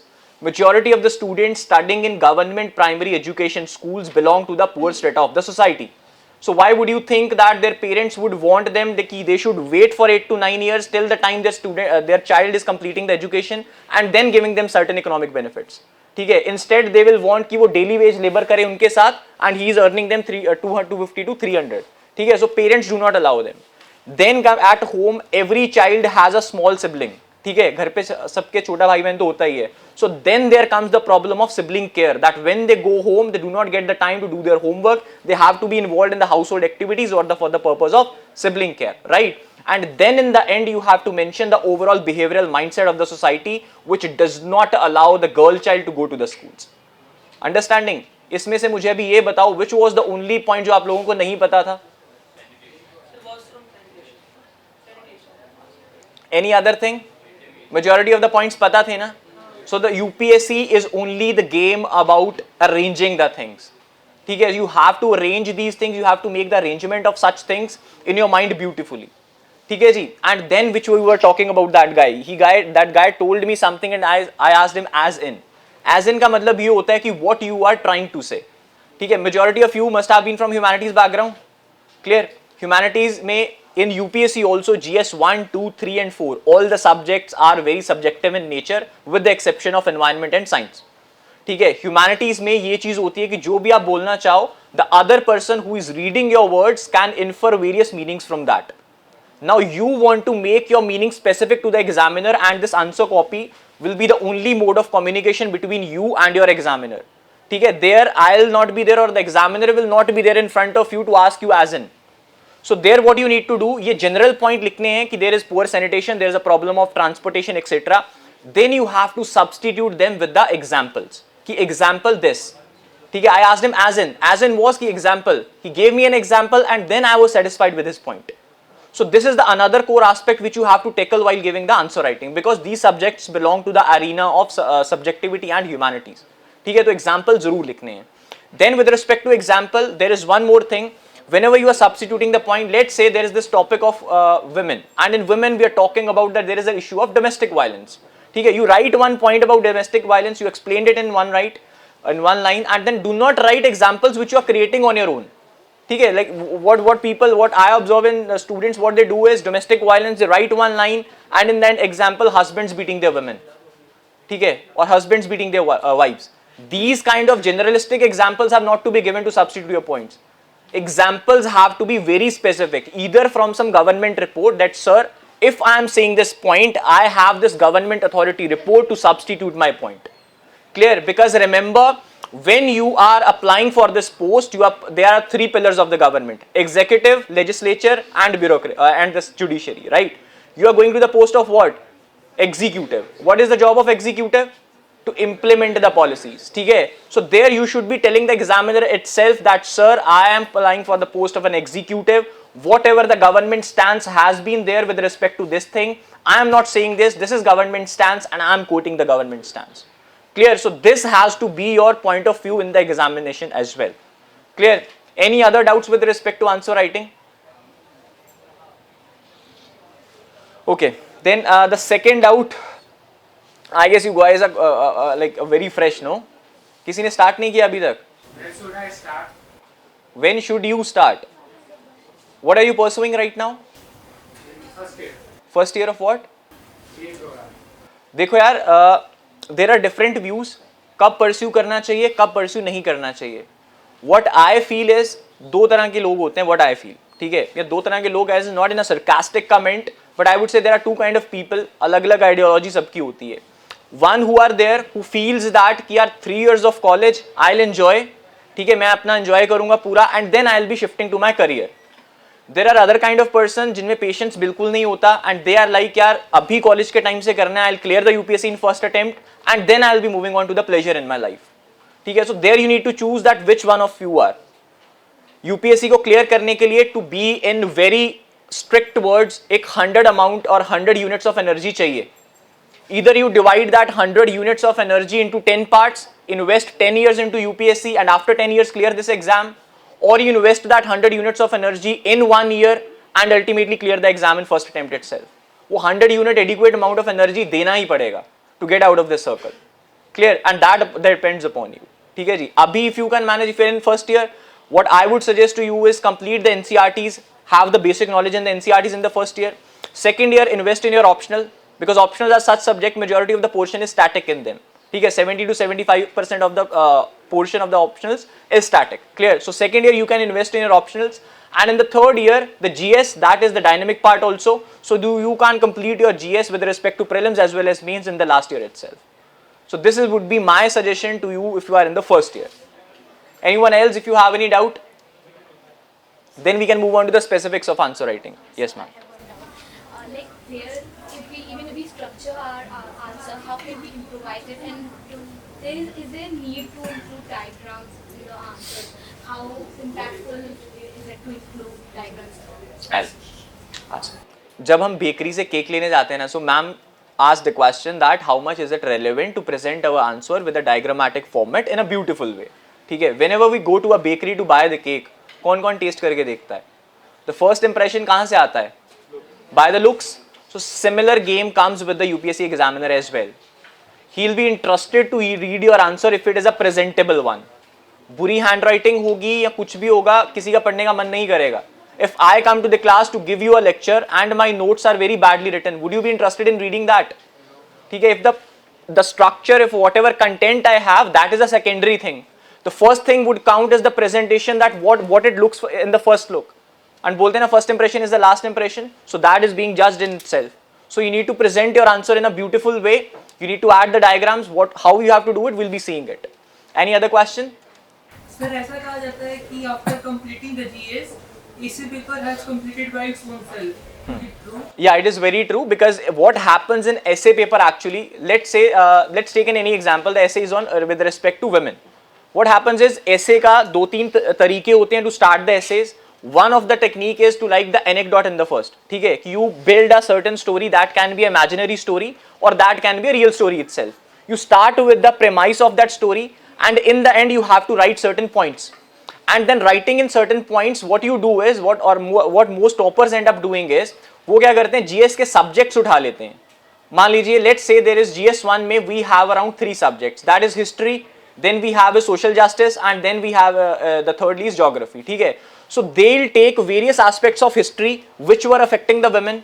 Then they'll take the various aspects of social justice or the social evils which are present to tackle the problem of women, and then they will be finally taking the geographical aspects that will be dealing with the women.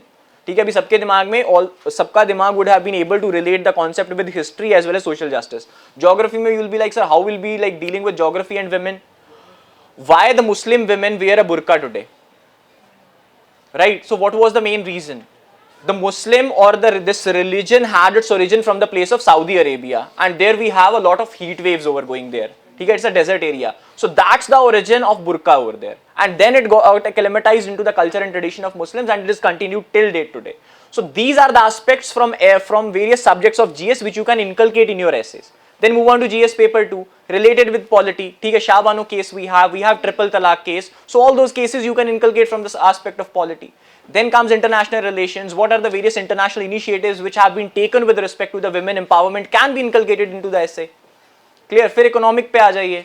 Give examples की जो IMF के chief economist है, she was an Indian. So in such a way you can continue till the end in GS 4 papers, and you will end up writing a beautiful essay.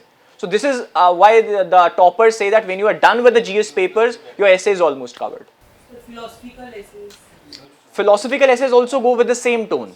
GS के साथ. GS के साथ ही, हाँ. You have to see, philosophical essays में the tone has to be in such a way that you should be explaining that what is the context. Anyone from philosophy background? Okay, you must have read Descartes. ठीक है, to know, I know not, what was his statement exact? I know that I am, or I know that I am, but I do not know that I am. And then eventually he concludes to, I think, therefore I am. है ना? So such kind of statements you have to explain that what is the context, what he is trying to say.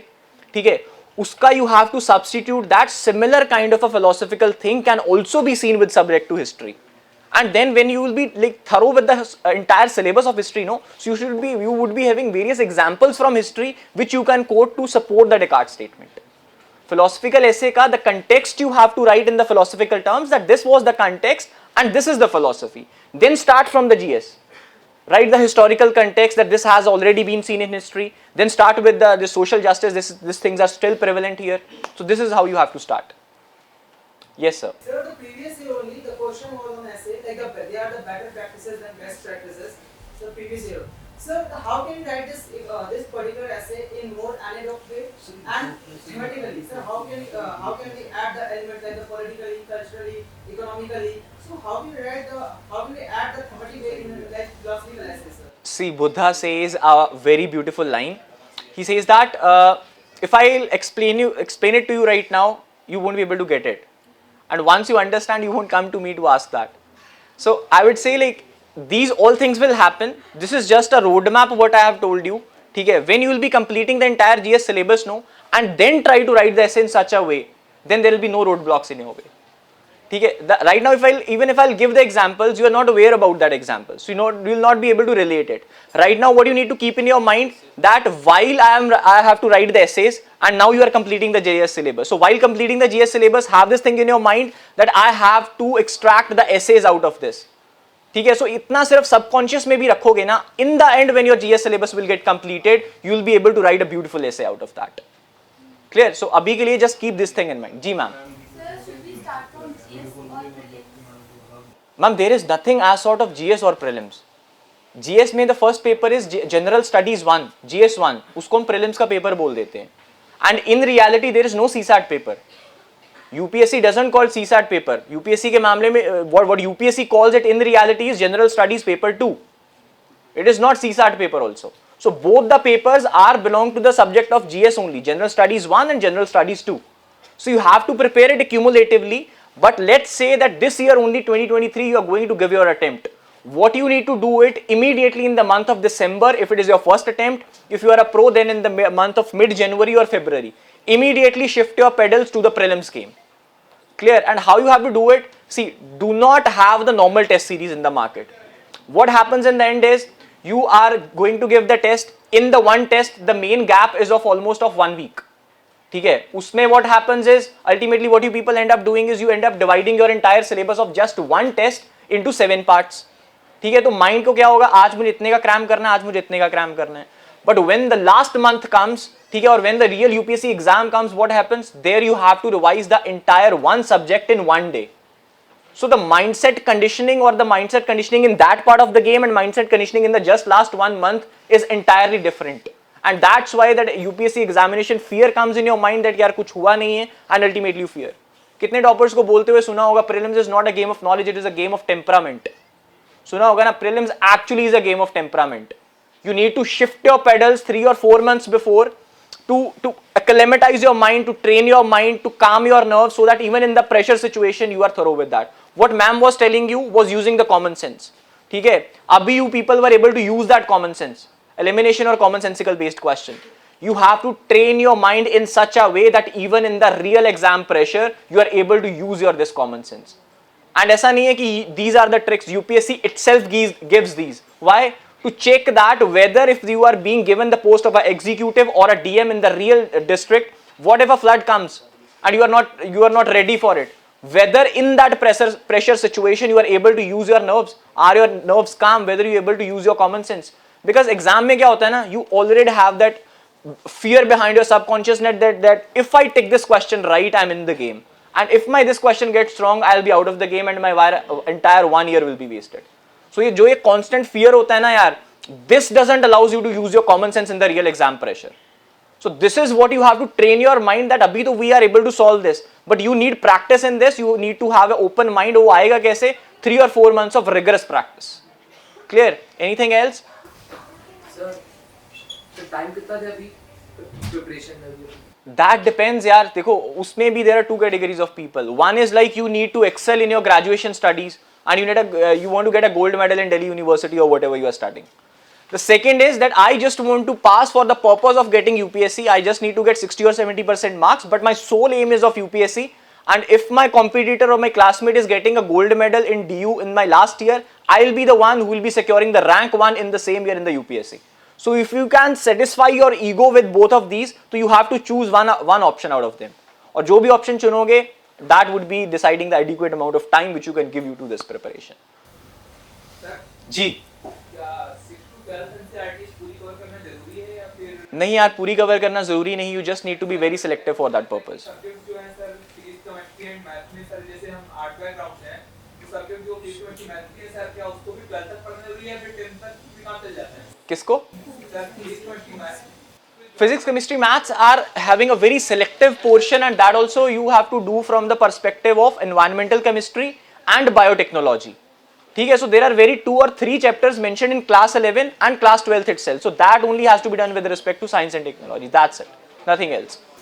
Sir, if my medium is English and I want to quote some Sanskrit slokas in my paper, so script will be Devanagari or Roman? नहीं, as such I don't think like the papers other than ethics require such kind of things. नहीं, ऐसे में अगर हमको coat करना है संस्कृत के श्लोक को, मैं उसको रोमन में लिखूं कि देवनागरी में लिखूं? You can write it in Devanagari as well. Roman में भी लिख सकते हो. No problem. Then what? You can quote. Yeah, definitely you can quote. Ji sir. So while preparing for mains, what should be our approach for newspaper reading? How should we make notes of it? हाँ, one of the most important aspect, majority of you सुनते हो अपने seniors से इससे कि you want to start the preparation immediately, start with the newspapers. ठीक है? What does newspaper do? सबसे पहले the thing you need to do is you need to be very thorough with your syllabus. ठीक है? जब syllabus cover हो जाएगा ना properly, ठीक है? Then shift on to the newspapers. Clear? I'll tell you the reason for that. Let's take an example that there is a topic with respect to right to internet. ठीक है? In right to internet में you must have covered that topic in your classes. हर एक topic with respect to mains answer writing requires 5 perspectives to be prepared. The first being the introduction, the second being the positives of that thing, the third being the negatives of that thing, the fourth being the government measures which already the government has taken to correct those problems, and the last part being the way forward which we want the government कि यार these are the problems which are still persisting, so take these steps right now. ठीक है? So 5 aspects you have to prepare. अभी let's suppose you have prepared right to internet, you have a beautiful introduction with respect to that, you have 5 points of positive. अगर examiner आपसे significance पूछ ले, examiner आपसे importance पूछ ले, वहां पे points positive वाले ही आएंगे. ठीक है? Then you have the 5 or 6 negatives. If the examiner is asking you the criticism, the examiner is asking you the challenges of that problem, points वहां पे फिर से नेगेटिव्स वाले ही आएंगे. ठीक है? And then in the end 2 or 3 the government measures which government already has taken, and in the end the way forward. Now when you are reading the newspaper, that newspaper reading will come handy only if you know that कि मुझे 10 marker या 15 marker लिखने के लिए 150 to 250 words चाहिए थे. अभी I have around 4 or 5 points in my positives, but I need 6 or 7 points. ठीक है? So what you will do, you will immediately go to the editorial section of the Hindu. You will scan that. Is there today an article on right to privacy? Toppers say ना कि हमें half an hour to 45 minutes लगते हैं newspaper पढ़ने में. क्यों? Because they know that what is their requirement. They'll immediately scan for that one positive points and they are done for the day. ठीक है? Without knowing the syllabus, what you have to refer in the newspapers, reading the newspapers won't serve the purpose itself. Clear? Let's take an example from right to internet itself. ठीक है? आज से 1-2 साल पहले right to internet वाले question, because they belong to the dynamic arena of polity, we used to give them an introduction that recently supreme court in Anuradha Bhasin case has said that right to internet is a fundamental right. Clear? But what you have to do now, आज मान लीजिए right to privacy में कोई नई judgement आई या कोई नया editorial आ गया, what you need to do is you immediately need to scan that, is my data old or not.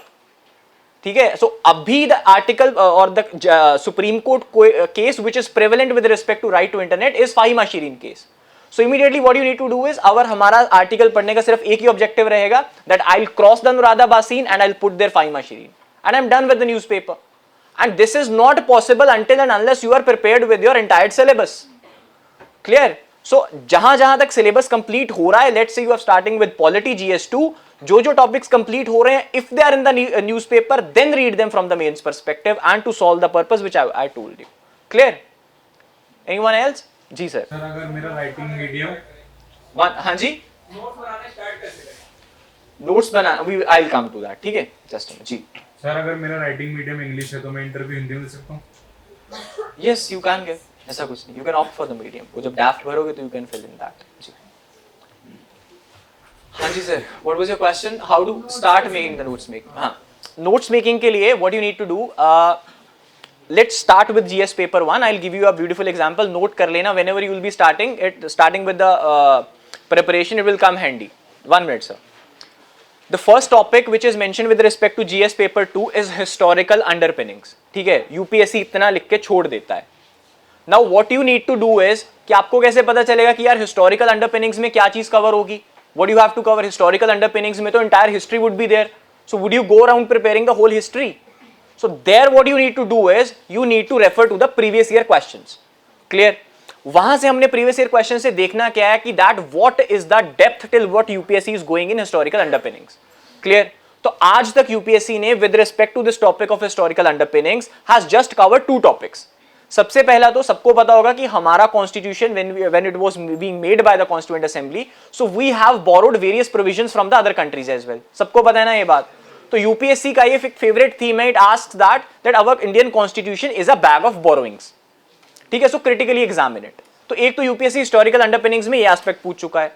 Second thing, historical underpinnings में it has asked that critically examine the government of India act 1935, जिसमें से the majority of the provision there was this act before independence, जिसके जरिए Britishers were ruling India.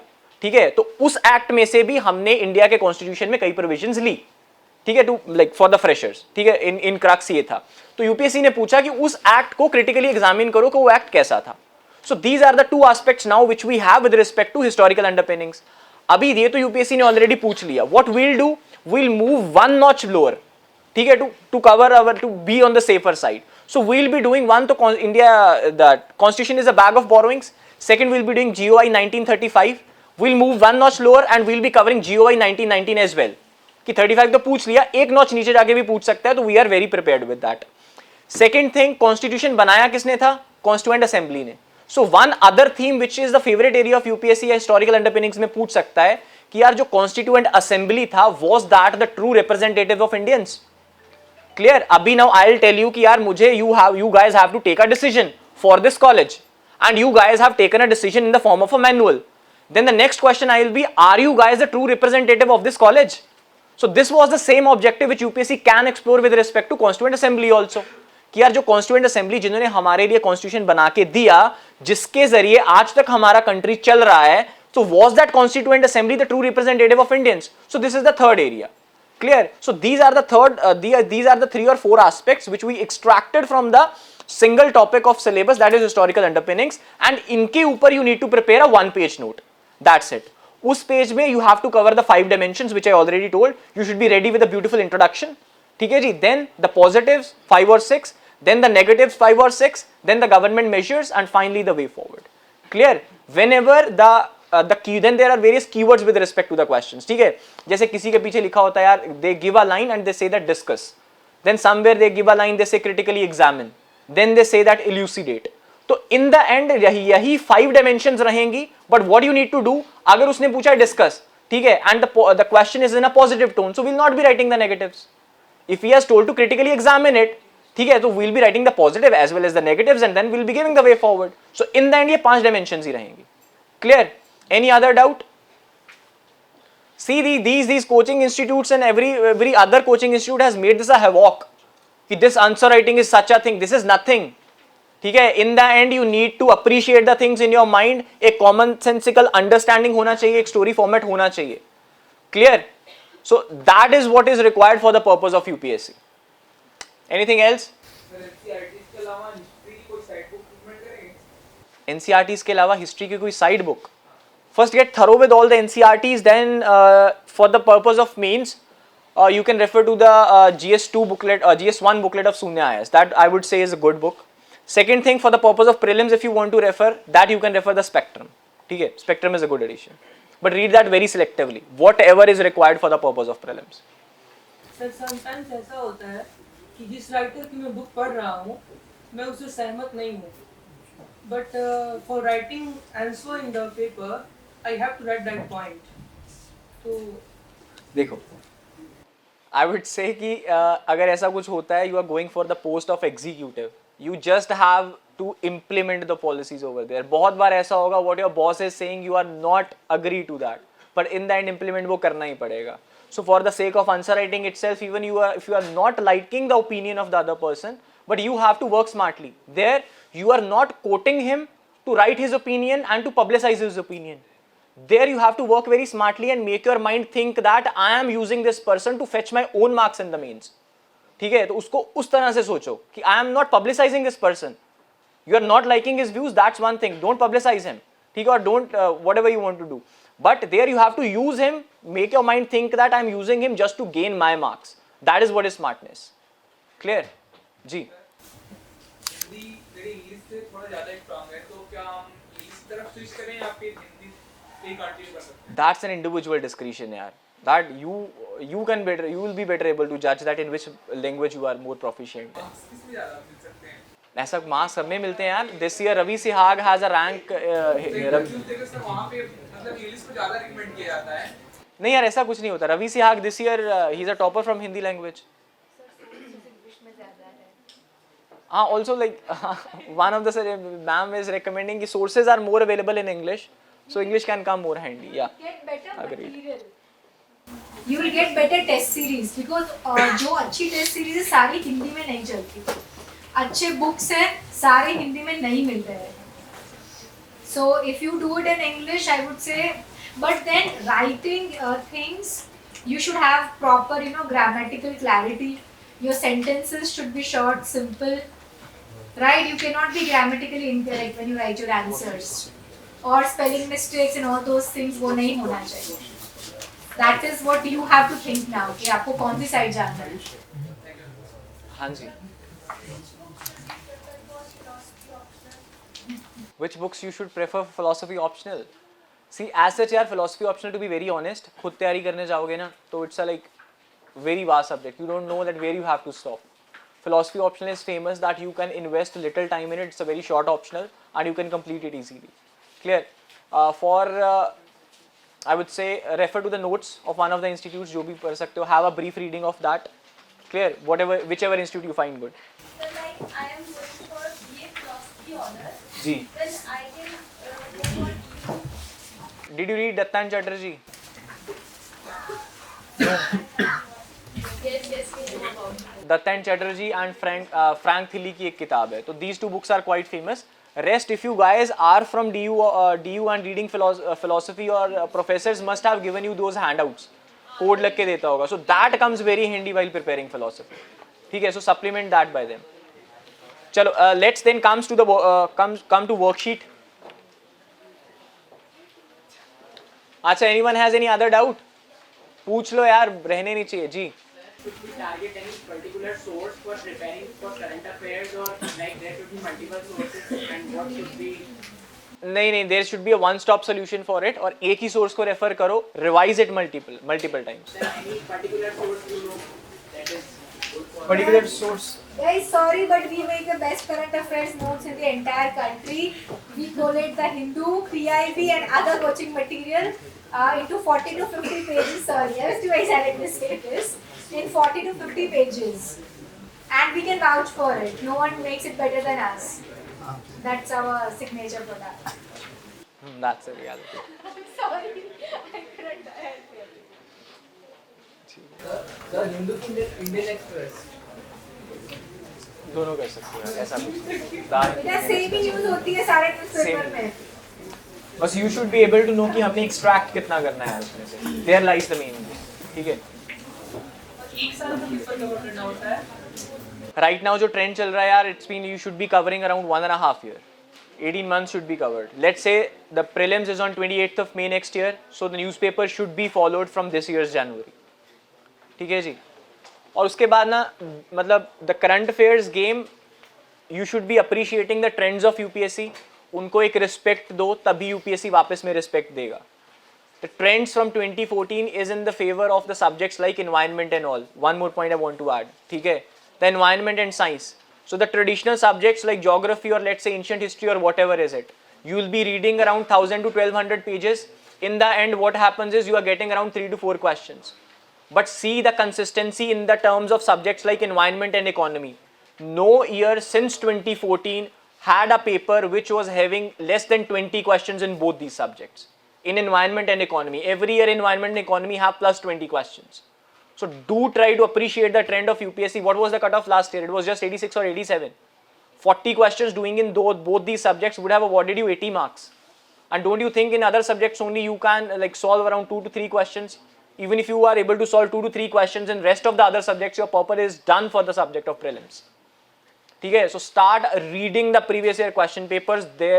they have a lot of worth attached to it. Everyone says that UPSC ka syllabus is very vast, everything under the sun. The only thing to unlock the mind, or the key to unlock the mind of the UPSC people, is the previous year questions and syllabus. Do stick to them, तभी पता चलेगा. Ma'am in her classes used to give a beautiful example कि यार अगर पता है ना कि हमें घर से निकल पड़े हैं, ठीक है, and you don't know where we have to go, so you won't be able to reach ever. But if you know you have a strict target कि मुझे घर से ऑफिस जाना है, and you know the proper way how you have to proceed, you will immediately reach there. ठीक है, so the key is previous year questions and the syllabus. Be very thorough with, before starting anything, even if it is NCERT. You should know मुझे NCERT से कितना पता होना चाहिए, and वो पता कहाँ से चलेगा? Only from the previous year questions and the syllabus part. All right. These are the principles which you have to keep in mind before starting with the preparation. इससे हिलना मत, otherwise you will get deviated. Clear? चलो. Anything else? चलो, let's then this is a worksheet. सबको मिल गया ना? The first part, whenever you start writing an answer, comes with a decipherment. ठीक है, decipherment is what are you able to interpret from the question. So I'll give you like 30 seconds, read this question and decipher it to me, that whatever you are understanding from it.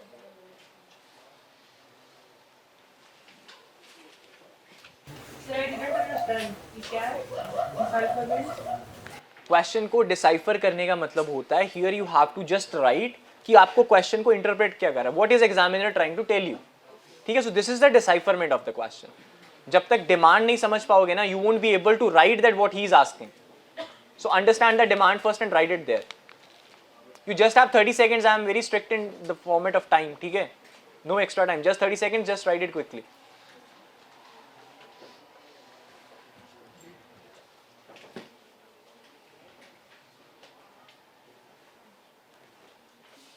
Time up. Acha. What did you comprehend it from this? What does this statement is trying to tell you people? Importance of primary education. Sir, pros and cons of primary education. Pros and cons of primary education. Decipher it completely. यार. This like see. अभी देखना when the final statement from my side comes, that what were the loopholes, और यही चीज जब अपनी तैयारी करोगे एड्रेस करने की कोशिश करना. ठीक है? Anyone else? The importance of education in individuals. Then How can I contribute to improve the education? how can you contribute? When I reach that position? The history of primary education. Until and unless you don't reach a level of secretary or what, you are not allowed to contribute. जो बोलेंगे वो करना पड़ेगा. That's it. Primary education plays a significant role in one's life, and therefore we need to assess that statement in the light, like giving the positives and the negatives. This is the complete decipherment of that question. ठीक है? So this question basically has two things. The first line is kind of an anecdote or a metaphor. ठीक है? अगर मुझे आपको बोलना हो कि यार करते रहो जो भी करना है, I don't have any problem. Or I'll use another metaphor. Okay, whatever helps you sleep at night. ठीक है? This is a metaphor I am using, and in the context of this metaphor, you have to understand the next line. Clear? So what he is trying to say, he say that yes, it is true, I am also accepting the fact, and it is a universal accepted fact. Examiner is saying to you people, ठीक है, कि primary education is the foundational pillar of individual's life. So this is true, full stop. Then in this light, you have to keep this statement in your mind, and then you have to critically examine that what is the status of primary education in India. That if that thing is so much important, so what is the right now status of primary education in India? Clear? So then to justify that context, क्या first line is the direct demand of the question? Do you feel what is the direct demand of the question? In crux कहना क्या चाहता है? What is the like main demand or the direct demand? हाँ, examine करना है हमने कि अभी status क्या चल रहा है? Accepted. But there is this first line also, and we have to appreciate and respect the examiner अगर उसने first line दी है तो. Clear? So what you need to do is you have to write a beautiful introduction for this question. Such kind of questions which belong to the field of society or social justice, I would always say कि इनको introduce करो giving a certain data. Clear? With respect to primary education, there is this famous body called as ASAR. सुना है ASAR survey report? तो जब when you will be start preparing for this, so such kind of data would be there. तो society या social justice का जब भी you have to introduce a question, तो हमेशा एक data throw करो examiner के ऊपर कि I am the person who is well aware about the stats of this sector, ठीक है, कि इसमें चल क्या रहा है, and then start with it. So the first line was a metaphorical line, it was not the direct demand. तो उसमें हम क्या करेंगे, as ma'am said that are the presentation और the diagrams are important. So what will do, will draw Venn diagram, ultimately telling that, giving the points that how this primary education is a foundation pillar in an individual's life. ठीक है, तो क्या क्या होते हैं, what are your views, how this primary education is a foundation pillar?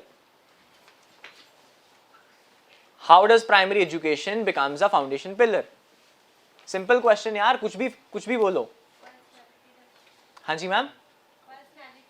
Personality development, जो आदतें हम में बचपन से इनकलकेट हो जाती हैं, they are hard to get rid of. So it is a very important pillar. First point. Then unfolds the potential of a child. Second, development of the etiquettes. Then exposure to society. ठीक है, it is another level where the first hand experience of exposure to society gets come. Helps in the realization of the goals. Very true. Or deciding the career itself. हाँ जी. Development of values, morals. ठीक है. Then habits, ठीक है. So 5 or 6 points हो गए, but this is not the direct demand, but we have to appreciate that yes examiner sir you have asked us, so we'll inculcate it. So this part we'll just be drawing a small Venn diagram and ये उसमें bullet points डाल देंगे. Clear with it?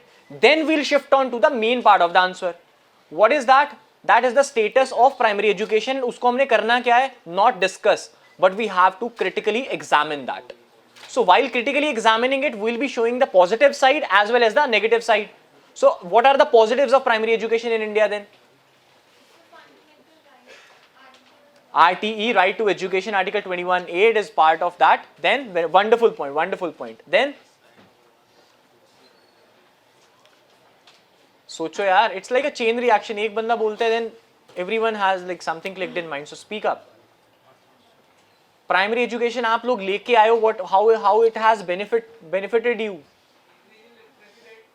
हाँ जी, increasing the literacy rates, wonderful. Then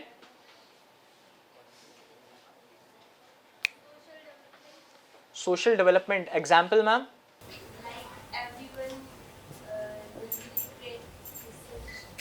ठीक है, social cohesion, a sense of intellectuality, scientific temper develop होगा बच्चों में, they'll not indulge into bad practices. Higher education and subsequently to secure a good job. Wonderful, like helps in the career development. Jeev, builds the basics of an education. ठीक है, wonderful. और ठीक है, लिख लोगे ना 5-4 points? जी sir. Progressive mindset is developed when they go to school, so that Progressive and scientific mindset is developed. ठीक है. So we have got 4-5 points to write under this. You will be writing the positives. Clear?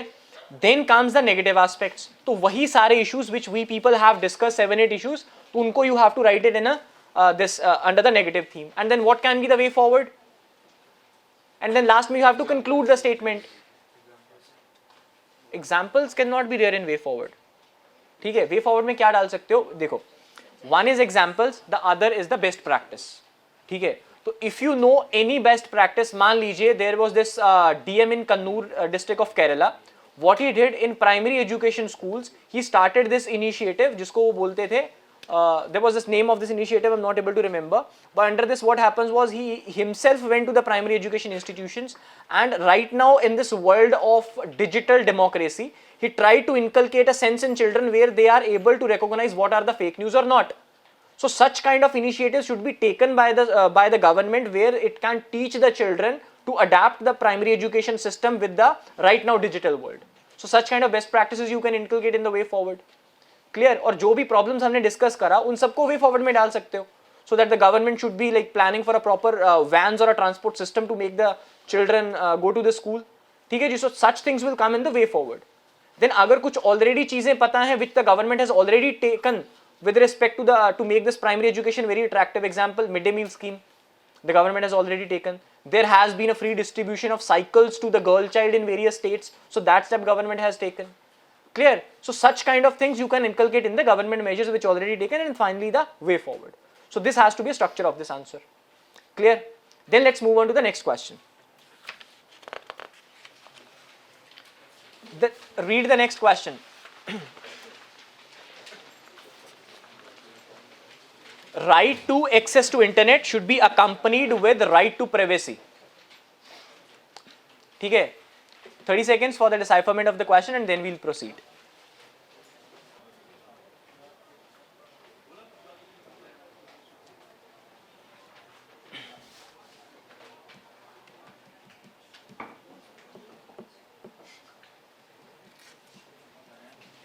Done? हाँ जी. What did you decipher? You said abhi I'm done. अच्छा. Anyone who has done with the decipherment part? हाँ जी ma'am. Right to access of internet should not violate the right to privacy.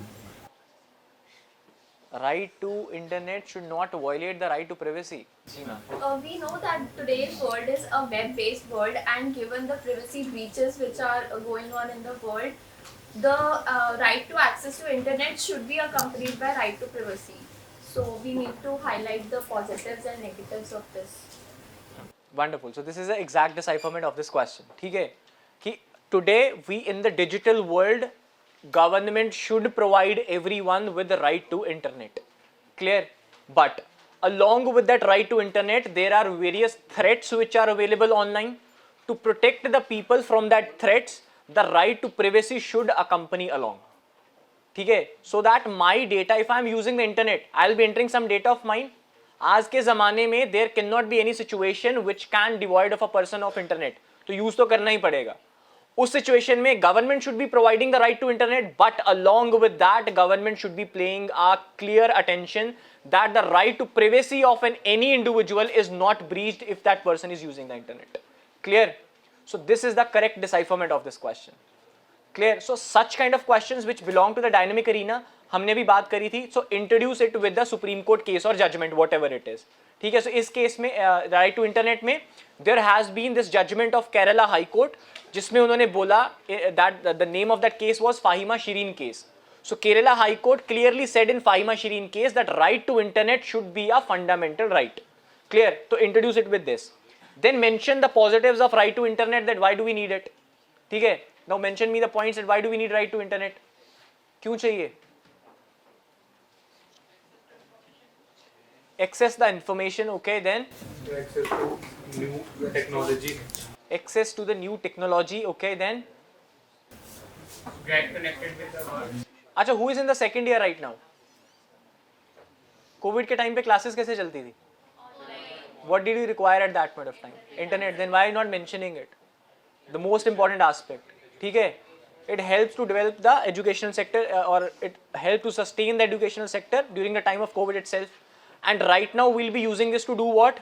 We'll be using this to provide education to the hooks and corners of the country via the media of internet. ठीक है? You are the people who are very lucky or opportunity enough that you are able to study in DU. What about the students who want to have the quality education like DU but are not able to come to Delhi? ठीक है? So to them via the medium of internet, the same classes can be made them accessible at their various gram panchayats or village panchayats. Clear? So such things can happen. Then during the time of COVID, were you able to move out of your homes? नहीं, बीमार होते थे तो दवाई कैसे लेते थे? Precto, telemedicine, ये सब चलता था ना. Then what came handy? Right, this internet thing again came handy. अभी मान लीजिए to access something, you are registering something on Precto and you are sharing your personal information that this is the problem I am suffering from. This same data by Precto can be sold to some private organizations which can then use it against you in the future. समझ रहे हो बातों को? तो that's why along with right to internet, right to privacy should be there. Clear? Another beautiful example which you will be able to relate. Majority of the times आप Google पे कुछ भी search करते हो, you want to buy a new shoe, you want to buy a new shirt or whatever it is. ठीक है? You search it on Google, immediately went on your Instagram, there like ads आने लग जाती हैं उसी चीज की Instagram के ऊपर. So what does this? You are getting right to internet, but your right to privacy is being breached. And now what will happen? These multinational companies will get these data from Instagram and they'll be micro-targeting this audience. And how they'll be doing that? There is a beautiful concept of nudging. अच्छा, किसने airplane से travel किया है? ठीक है? Why you are called 2 to 3 hours before at the airport? हाँ? बैठना पड़ता है ना वहाँ जाके in the end. And have you ever noticed this trend that from the point from where you enter into the airports till the point you reach the final where you board on the bus, ठीक है, वहां से लेकर distance कितना होता है? There is a huge distance, and along that entire area is full of shops and all. आप free होते हो, कुछ नहीं करोगे, क्या करोगे? लेजर शॉपिंग करोगे? You will try to eat something. दूसरे को देखो यार वो खा रहा है, मैं भी खाऊंगा. I'll eat from Subway, I'll eat from KFC. So this is being made to you deliberately. ठीक है, इसीलिए 2-3 घंटे बुलाया जाता है पहले. And this effect is called as the effect of nudging. The entire area from the entry to the main boarding point where you go from is full of shops.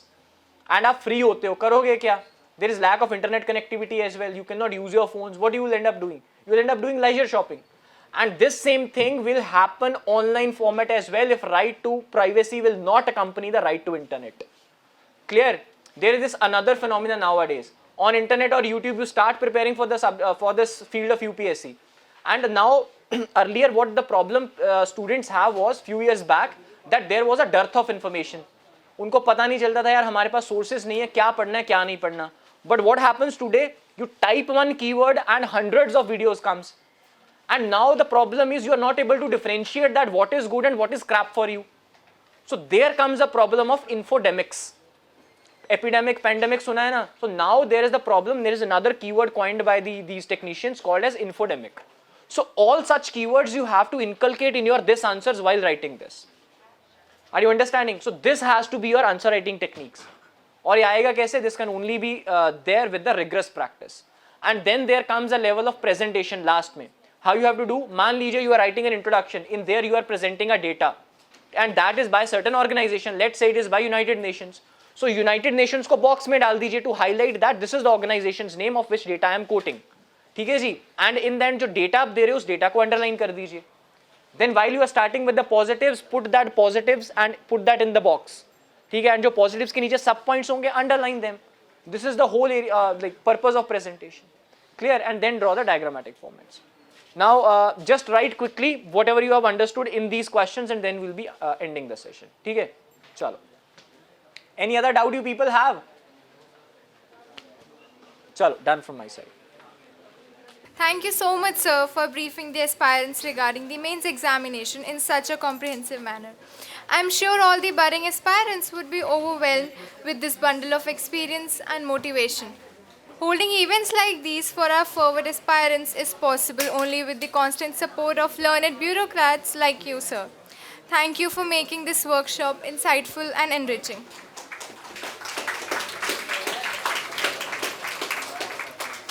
We are grateful and for the continuous support and encouragement of our audience as well, who have sat in for long hours and dedicatedly make this session a more interactive one. So hope you have all enjoyed this session and would attend the upcoming sessions of Ekansh and will not let this golden opportunity to be wasted. We would now like to request our president to come upon stage and felicitate our chief guest, Mrs. Shruti Panchal ma'am, with a pot.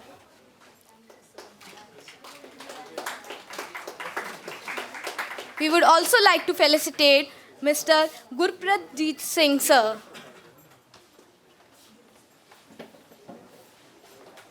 Please put your hands together, guys.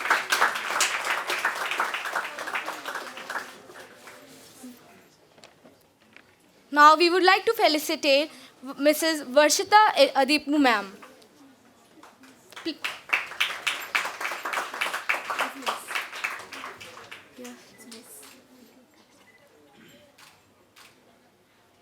We would also like to felicitate Mr. Ajay Bamoria sir.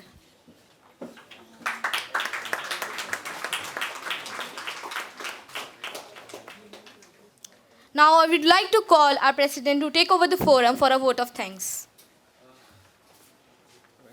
So thank you for having me here.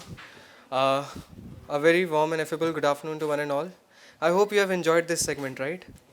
So like this was the very first time like we have organized a session, a workshop session in this society.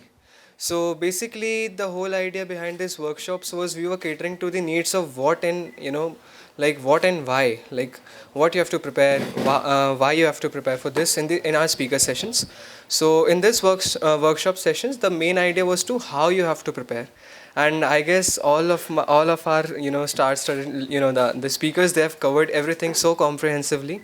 Thank you so much, ma'am, sir, for covering the nuts and bolts and crux of the examination. Thank you so much for this. Also, I would like to extend my sincere gratitude to you for taking out time from your busy schedule and grace this juncture.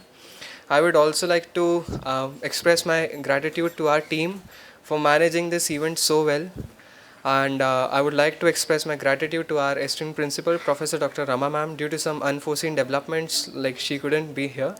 So this was the first segment of Ekansh 22, which is our flagship event for this particular session. The second flagship event. Tomorrow we would be having another segment, and then on 12th there would be a speaker session in which we would be having Mr. ICP Keshri sir. He is our alumnus.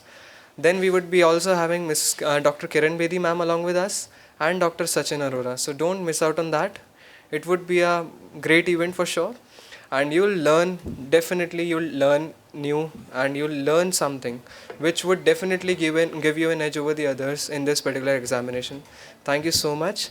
Now I would now like to announce the closure of this stupendous segment of our flagship event, Ekansh. Thank you so much for joining, and thank you so much for marking your presence.